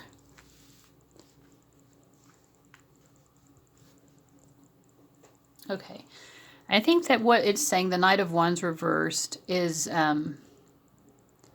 sometimes you have such a strong desire to not be who other people are. This is different from what the theme that's come up in a few of the other readings, which is, you know, trying to be who other people want you to be. I think for you guys, you're so intent on being an individual, being your own person, that at times, because maybe you just don't want to like be associated with the status quo or the traditional way of doing things, or just like I said, in general, not wanting to get on someone else's bandwagon, or just, you know, not wanting to do the thing that's mainstream or popular or what everybody else is doing.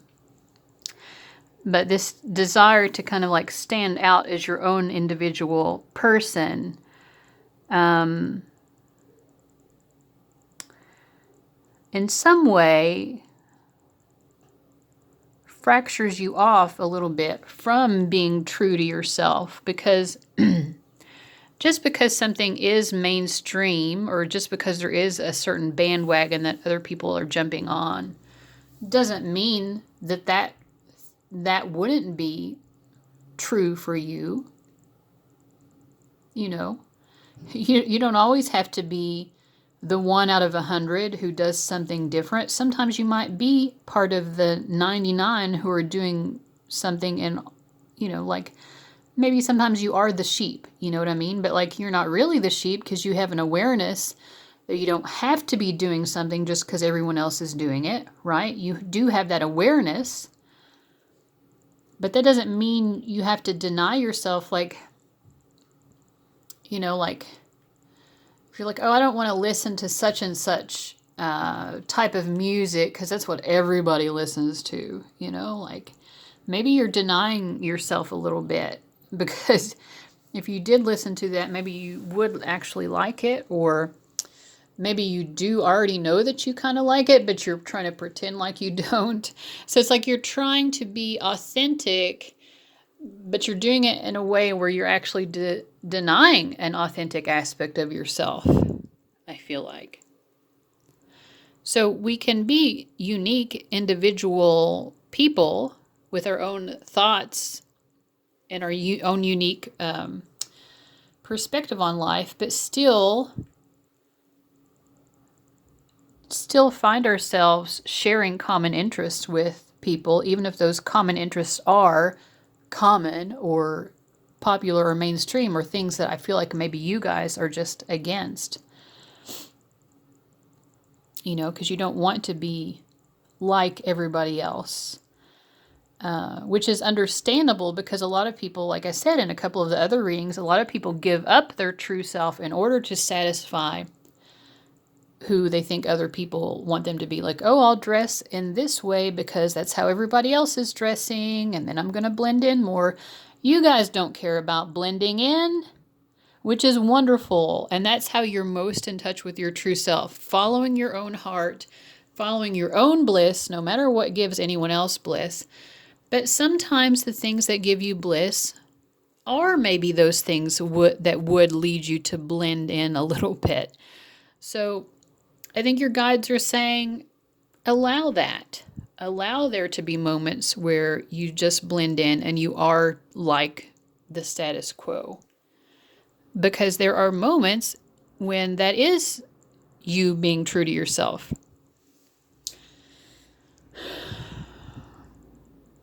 And I also feel like with the Hermit card reversed, there are times when you really isolate yourself from other people by being so avant-garde, or, you know, like needing to be such an individual, doing things your own way.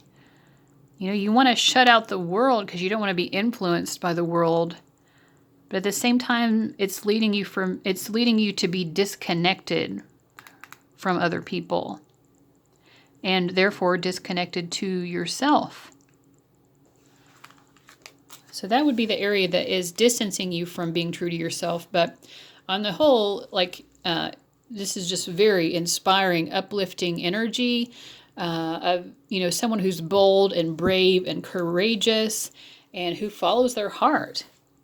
Let's see what else we have. We also have Totality from the Osho Zen Tarot deck, which is their version of the Five of Wands.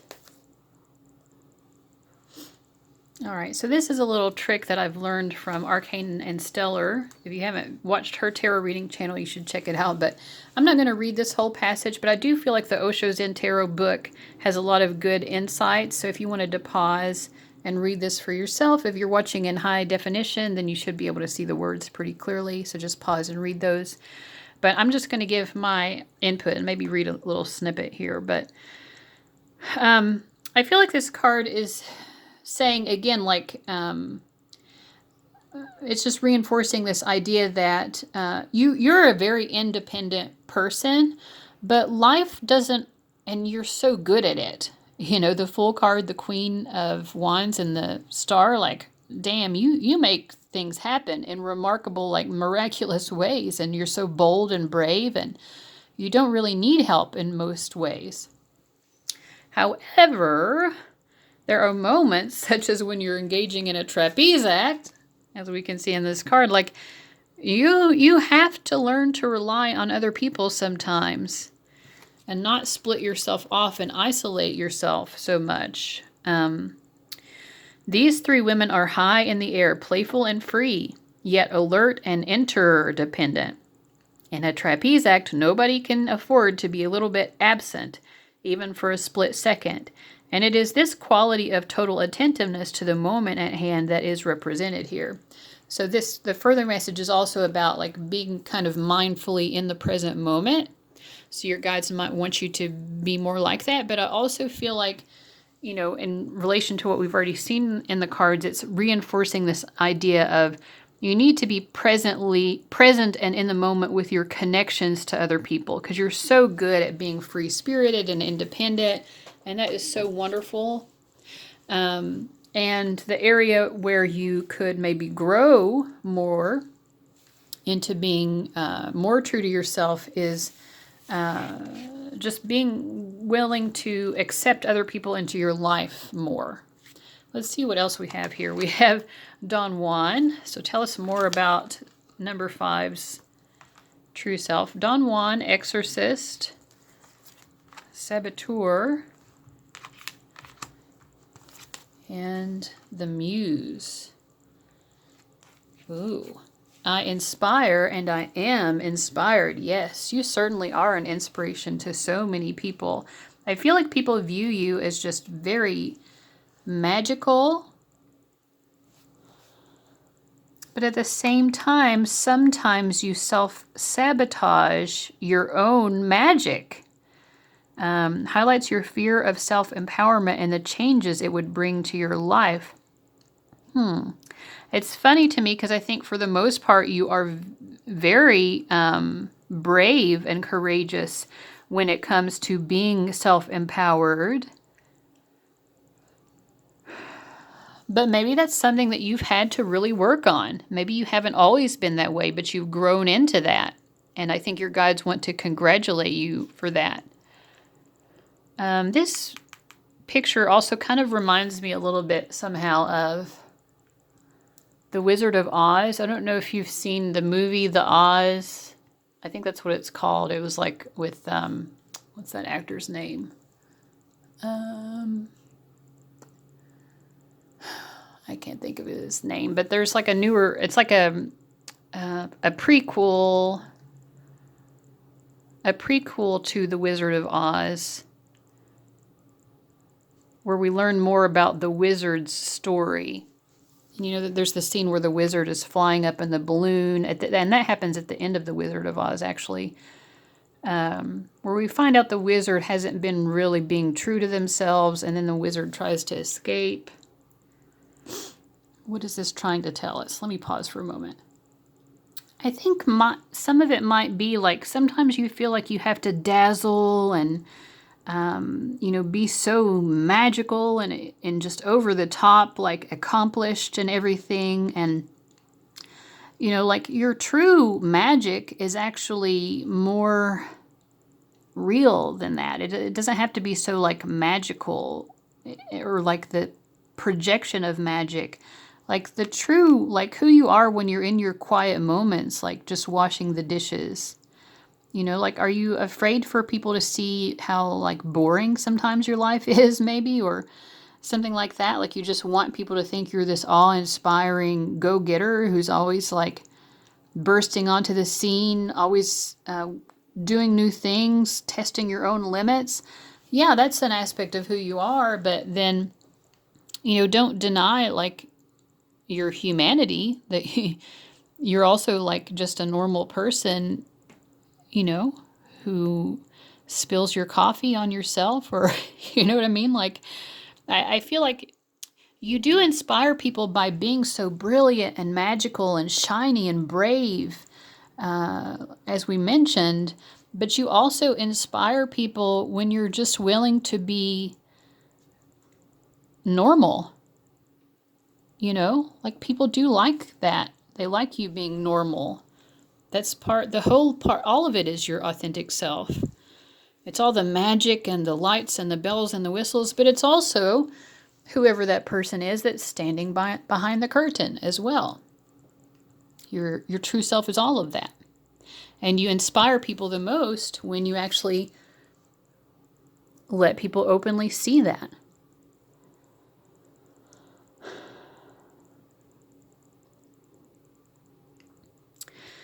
And I also feel like, the more you do that, you free other people to kind of like step into their full power as well.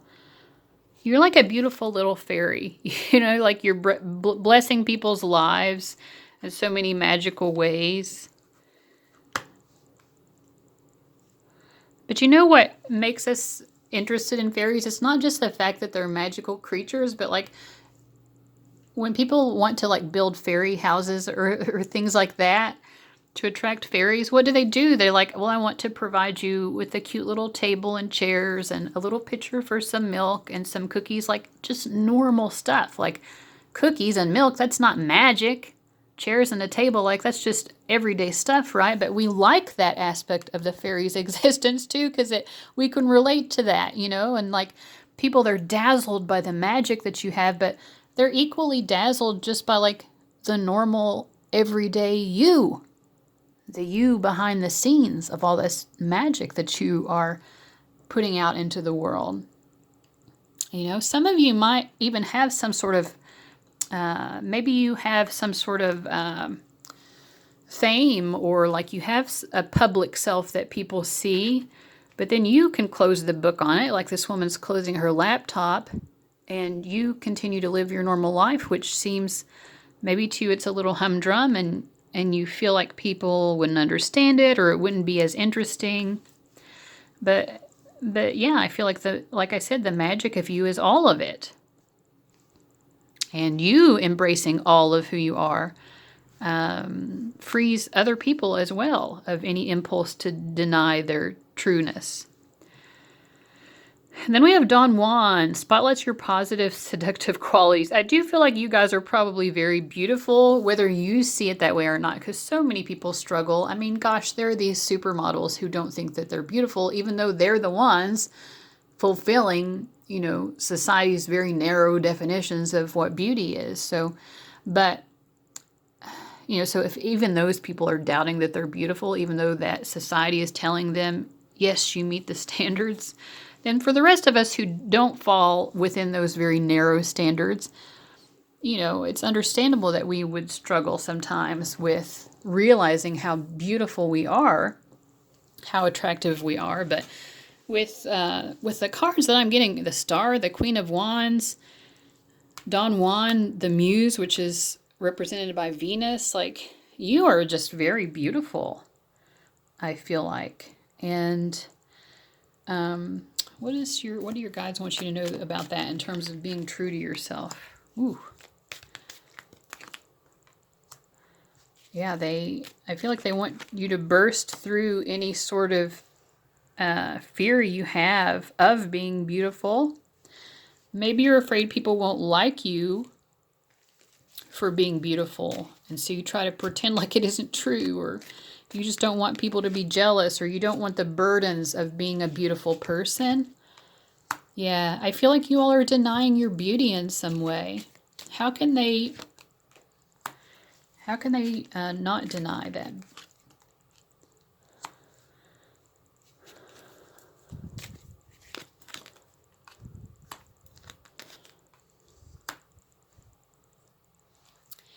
I think that the message is, like, to have fun with being beautiful, to accept the fact that you are, and to be willing to try different things as it relates to beautifying yourself. If it feels right, you don't need to hide from it. If you feel like you want to adorn yourself or whatever in a certain way, or just, believe in your beauty, in your natural state, whatever it is, like, part of it is like believing that you are beautiful and not feeling like beauty is something that's going to come to you in the future. Beauty is something that you already possess. And, I feel like they are saying, with the Queen of Cups reversed, there might be some people who don't like that. I mean, there are going to be people who get jealous of people for whatever reason. And beauty is one of those things that does inspire jealousy in other people. But I feel like your guides are saying, rather than try to deny or diminish your own beauty so that you don't cause that feeling in someone else, which is a nice thing to do. I mean, you're trying to alleviate someone else's feelings of judgment or criticism. But I feel like they're saying just have an awareness of, have a compassion for someone who might be feeling jealous, because it's probably like that person doesn't understand their own beauty either. If they understood how beautiful they were, they wouldn't have this antagonism towards you for the beauty that you have.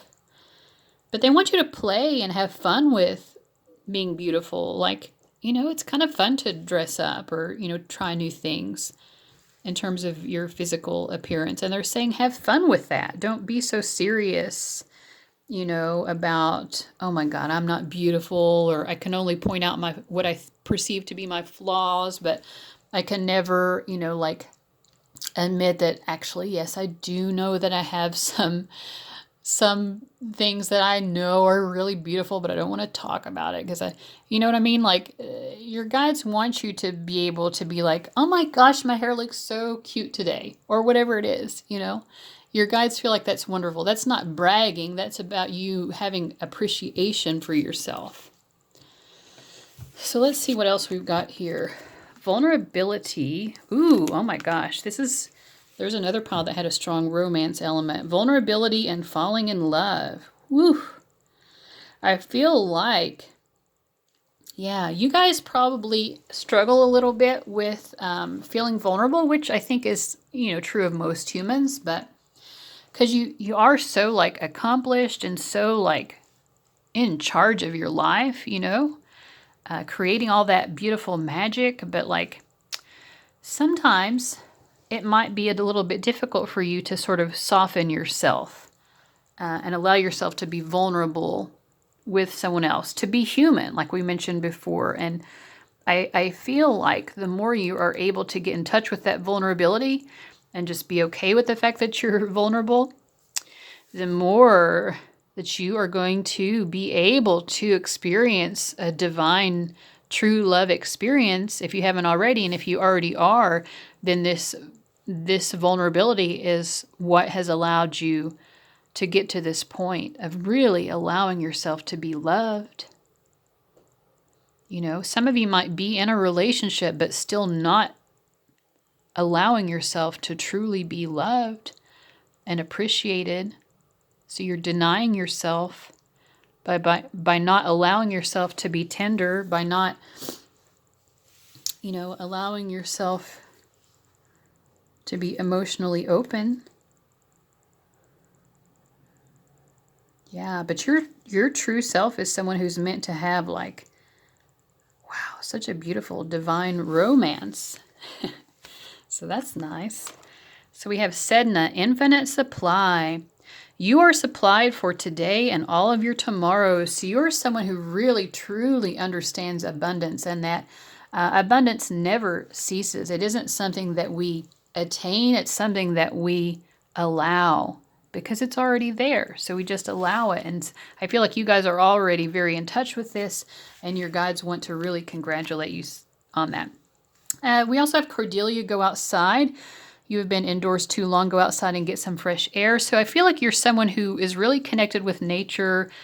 All three of these cards are very much about being outside. And then the Hermit is inside, and it feels kind of like dark and musty. So I feel like this is a reminder from your guides, and you probably already know this, but you are a nature child. You are someone who really connects with the natural world, but sometimes we end up spending a lot of time indoors. And if you're in a phase right now where you are doing that, I think your guides would like to encourage you to find ways to be in nature more. And if you are having inclement weather, which is keeping you indoors, something that I've found, either if the weather is bad or I'm just like not feeling it, like there are lots of nature videos on YouTube. You can find them for free if you have Netflix. I feel like they have like Planet Earth and stuff like that on there. But just watching nature videos is also a way of connecting with nature. Or if you have a pet, spending time with your pet. If you have houseplants, taking care of your houseplants. But definitely your true self loves being connected to nature. So allow yourself to have those experiences. We also have Ishtar, boundaries. Love yourself enough to say no to others' demands on your time and energy. So I do feel like you are someone who is capable of doing that, because you do find this space to be independent and to pursue your own interests and your own life purpose as an individual. So I feel like this is a congratulations from your guides of being able to put up those boundaries and set aside time for yourself to connect to what you're meant to contribute to the world. We also have abundantia, prosperity. The universe is pouring its abundance out to you. Be open to receiving. So yeah, like a confirmation here that you understand, again, like I said, you understand that abundance is pouring out in all moments. And we just have to receive it. That's all that it is learning how to receive what is being poured out. And you're someone who's also pouring it out. So you are a supply of the abundance as well. And this abundance just flows back naturally to you.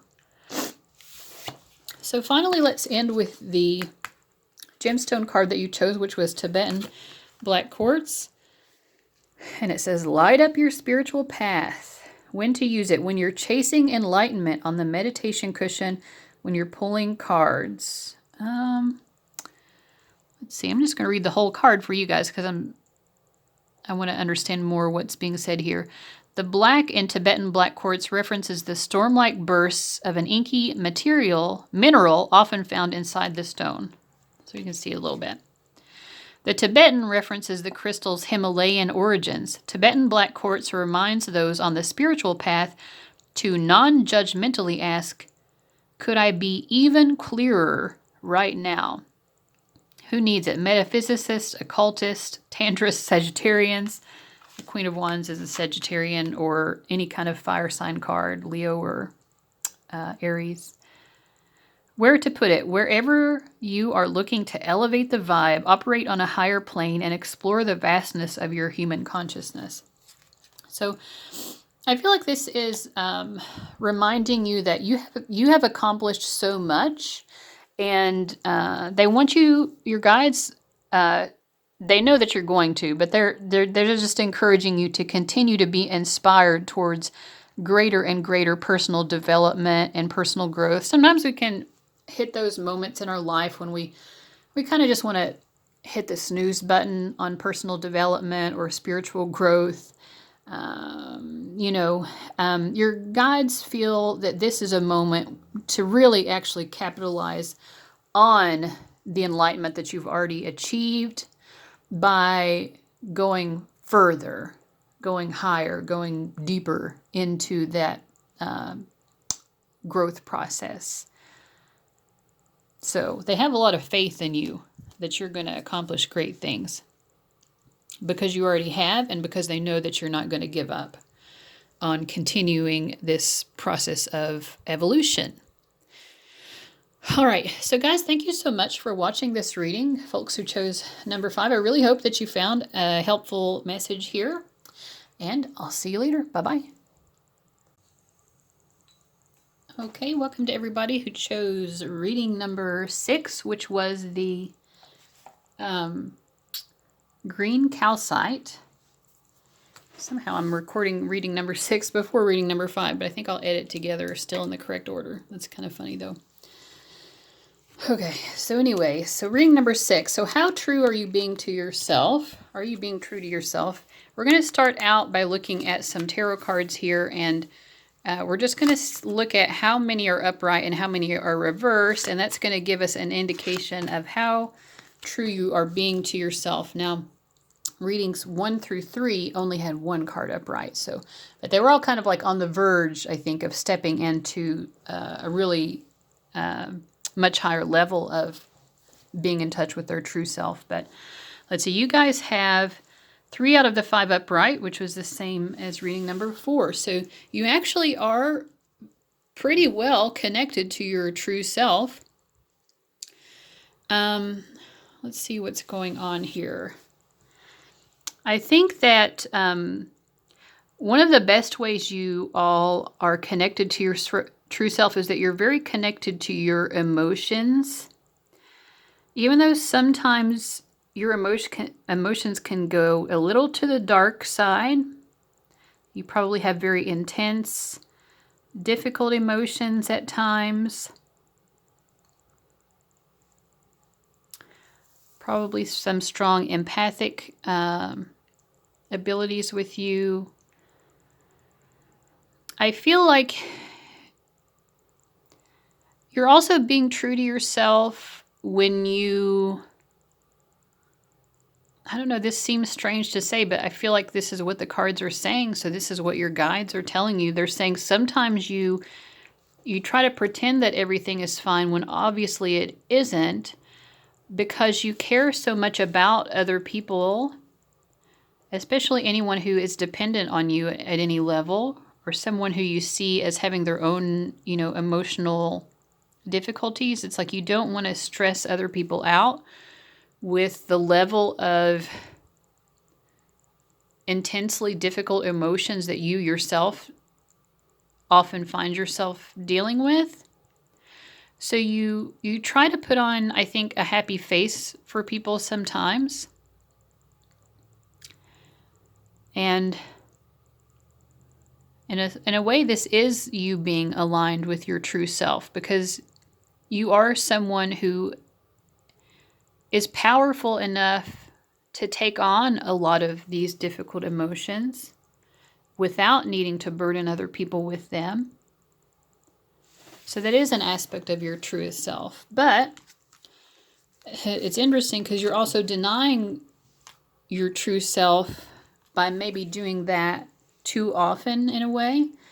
Because this Knight of Cups here and the Seven of Pentacles, they're not putting on happy faces. They're like, ugh, I'm bored. I'm bored. I don't know if any of it matters anyway. This Knight of Cups is like, I really care about people, but like, I feel so sad and so drained. You know, that's what she looks like to me. She's like, I don't really have anything to give, but I'm trying to give anyway.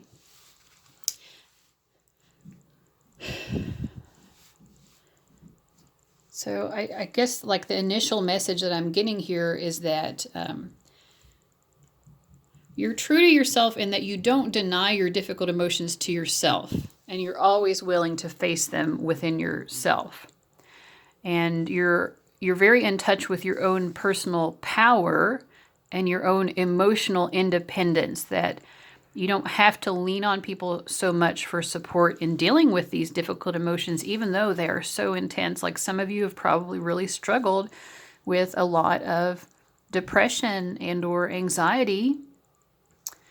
You've been through some really difficult SHIT in life. And yet you're always pulling yourself out to the other side of it. And that's your true self. Like you're not afraid of those deep, dark, difficult emotions. And that is so wonderful that you're able to go within to that degree and not deny those emotions. So you're good at processing them and dealing with them on your own. However, I feel like the way to get even more in touch with your true self is to find moments when you can open up a little bit more to other people about what those difficult experiences are. And seeing that doing that actually is giving something to that person in a way. What does it give that person? It gives that person the opportunity to be there for you and to express their own loving heart and their spirit of understanding towards you. Like maybe some of these things you find it's too difficult to express to other people. Like you understand it for yourself, but when you have to put it into words for someone else, you don't know how to say it. Like you're afraid that other people will think it's too dark or too mysterious or too painful, like that other people can't handle it. But there are people who can. Right? And I feel like your guides are saying to nurture that a little bit more because you've been nurturing that plant of being emotionally independent and very emotionally aware, which a lot of people aren't even aware of their own emotions. And when they have these difficult emotions, they just do anything they can to distract themselves and not face it. I don't think that that's what you're doing. So you have a lot of strength with being willing to really face those emotions within yourself and deal with them and grow and heal yourself. However, your guides also want you to water a little bit more this experience of sharing those emotions with other people. So, you know, if that feels uncomfortable for you, if there are certain things that you just don't know how to talk about, that you feel like, again, are maybe too dark for other people to really understand or know how to deal with, it could be just that you need to take baby steps towards that. I did that recently in my life. I didn't expect to, but I was just, you know, feeling sort of lonely, and I found this chat room where people were actually talking, you know, and I just opened up to some people about some very difficult and kind of dark experiences that I've had in my life, which I didn't really, other than with my therapist, didn't really know how to talk to people about. It seemed a little bit too kind of dark, or maybe too sort of confusing, or too many unknown elements that I myself don't really know about this difficult experience or experiences that I had in my early childhood. And But I was just like this anonymous people that I'll probably never know in real life, or maybe won't even talk to again. I was able to share that, and it was so refreshing, actually. And so to see that actually people can handle that, and they can be very accepting of it. And so I feel like your guides want to encourage you perhaps to do a little bit of that as well, and trust that you can open up and tell people what's really going on with you, and you'll be able to find that understanding from them as well. So the next card I wanted to pull is a card that I was thinking most sort of like exemplifies or explains who your true self is, or what your current journey is in embracing that. And for you, we have from the Osho Zen card, from the Osho Zen deck rather, conditioning, which is their version of the devil card. Now, I don't want you to get all like upset and be like, my true self is not the devil. This is not what we're saying. But 32. Let's see here. Okay. So I read the book meaning, and this is a trick I learned from Arcana and Stellar's channel, so you should check her out if you haven't already. But I'm not going to read the whole passage for you, but if you want to pause and read it all to yourself, I think I have it all in the frame. If you put it up on high definition, you should be able to read the words pretty well. But I just want to say, like, I feel like what this is saying is that you are someone who sometimes, in your journey right now towards self-actualization and really being in your greatest alignment with your true self, what you could be struggling with at times is this need to like put out a certain personality or persona or a certain image that everything is okay when it's not. And as we said before, to some degree, this is a strength of your true self, or this card is telling us a strength of your true self, because you're not just burdening people left and right and dumping all of your emotional issues on other people, because you know that that is not a very nice thing to do. But at the same time, there could be a tendency within you to deny the truth of yourself a little bit, because you try to put out a personality or an image of yourself that you think that will be accommodating to other people. And this has kind of been a theme that's come up in multiple of these readings today. But here it says, it's time to take a look at your own reflection in the pond and make a move to break out of whatever you have been conditioned by others to believe about yourself. Dance, run, jog, do gibberish, whatever is needed to wake up the sleeping lion within. So part of stepping more into your true self is knowing who your true self is. And you're not like other people. You are an individual. So I kind of feel like part of the message is the more you can just become comfortable with your individuality, the better. And the more you will feel in alignment with your true self. So what else do we have here about your true self? You are an artist, so you have something to create, expressing a dimension of life that is just beyond the five senses, inspiring others to see life symbolically. So you might be someone who you really get more in touch with your true self when you are engaging in acts of artistic creation, but also maybe someone who makes meaning of life through being connected to symbolism in a lot of ways. So someone who sees beneath the surface, like life isn't just material, but there's so much more symbolic meaning to it underneath that. So you're someone who's very connected to that.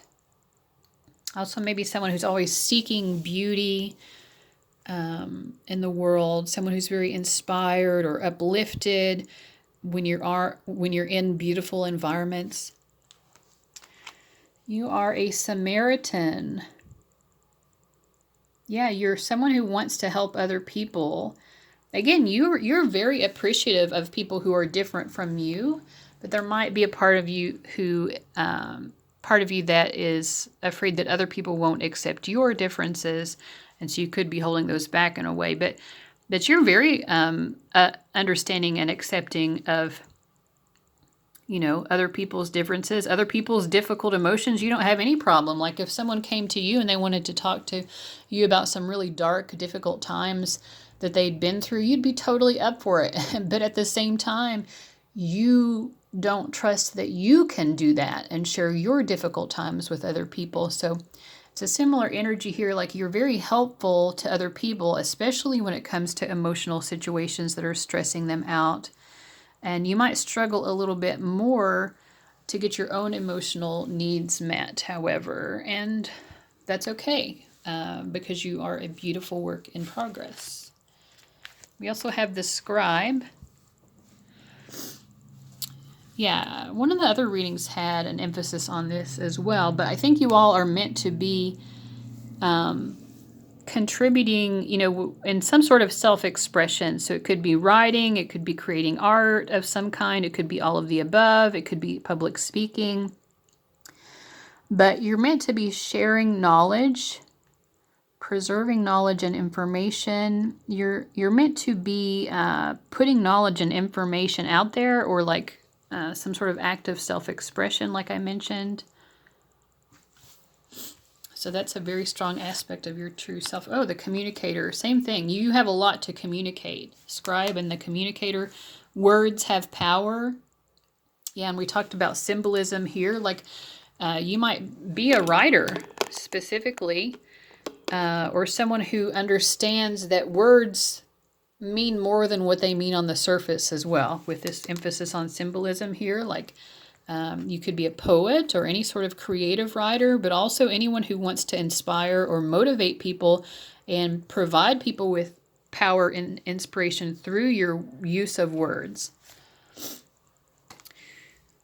We have the return of Aphrodite, temple, birth of the goddess, guidance, goddess energy, treating as sacred. So yeah, just like some sort of strong connection to beauty, I think, like beautifying the world in some way, in some way making your environment and or the world around you more beautiful by being in touch with your divine essence, maybe in particular your divine feminine energy. You are definitely meant to be interacting with other people. Yeah, I get a strong like energy of strong feminine energy here, like maybe just supporting other women as well, supporting women's rights, supporting women emotionally for sure, I feel like is a strong calling of your true self. You take delight in finding people who are very compatible with you. And I feel like for some of you that might be difficult to do because you have such depth to you that maybe a lot of people can't relate to, because you might feel that most of the people you encounter are living life a little bit more at the surface level, whereas you're down there in the symbolic depths, like finding nuanced meanings in every experience. And I feel like if you haven't already, you are meant to connect with your tribe. Find your friends, your allies, your compatible souls, and really delight in that being there for them emotionally and allowing them also to be there for you emotionally. Ooh, girl, Sekhmet or guy, be strong. You are stronger than you think you are, and your strength assures a happy outcome. Yeah, you are so strong. Like, to be able to go through the difficult experiences that you have, which I picked up at the beginning of this reading, and overcome those. Like, you have overcome so much adversity, I feel like, and you've done so much of it just on yourself, That has taken so much strength that you really, because you didn't know how to seek help from other people, or you didn't want to burden them with your need for emotional help. Gosh, you had to be so strong, because I feel like you have really healed through a lot of that, and come to a much better place. So yeah, I just feel like your guides just want to remind you, you are strong. We also have Kali. This is interesting because these are two of the kind of like angry or turbulent goddesses. Sekhmet and Kali, not afraid to make some change in a disruptive way. So there could be moments when your emotions do kind of like pour forth in ways that, do burden other people, because you've been trying to hold them back so much so as not to burden people, or because you didn't think other people would understand your emotions. But then you go through these moments where it all just kind of comes out like really strongly and all at once, perhaps in the form of anger or chaos. But your guides also want you to be accepting of that. The old must be released so that the new can enter. So you are an always evolving soul. And if you've had these moments where things burst through, in anger or chaos, like we mentioned, that was you attempting to have this strength, or not just attempting, that was you having the strength to get through life. And for you, I think it's been quite a difficult life. And so this is such a strength that you can be that person who is willing to be an unsettling force in the world at times because it's necessary. Like, from the beginning, I was thinking that you don't like to burden people, or you don't feel like people can handle your emotions. But when it comes out, it's life-changing. It's world-changing. Like you might struggle to accept this side of yourself, or maybe you do accept it. But when everything pours forth from you in this kind of like dramatic, like I said, it could be like coming forth as anger. You are creating like necessary shifts in the people around you, in the world around you, shifts that needed to happen.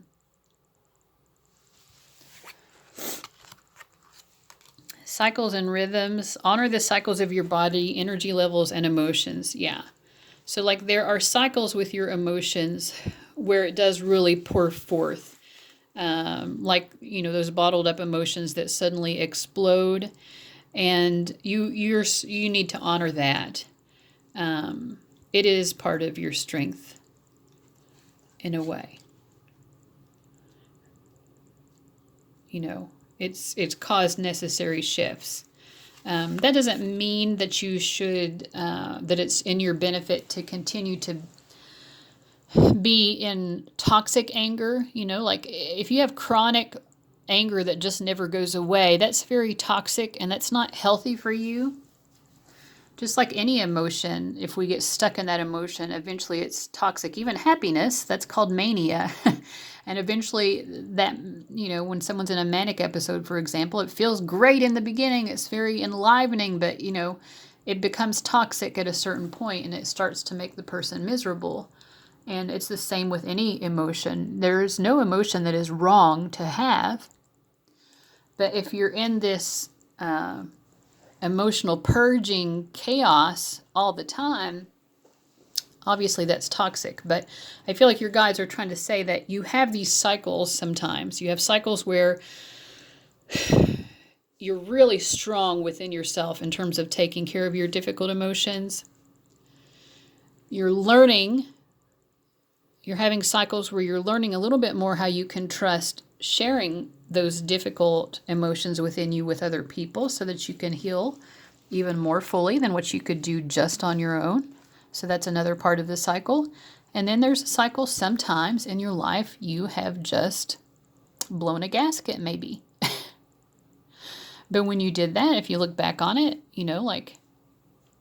or maybe you can see it, maybe you can't see it, but in a way, it was a moment of chaos that just needed to happen in order to create some sort of energetic shift in the world.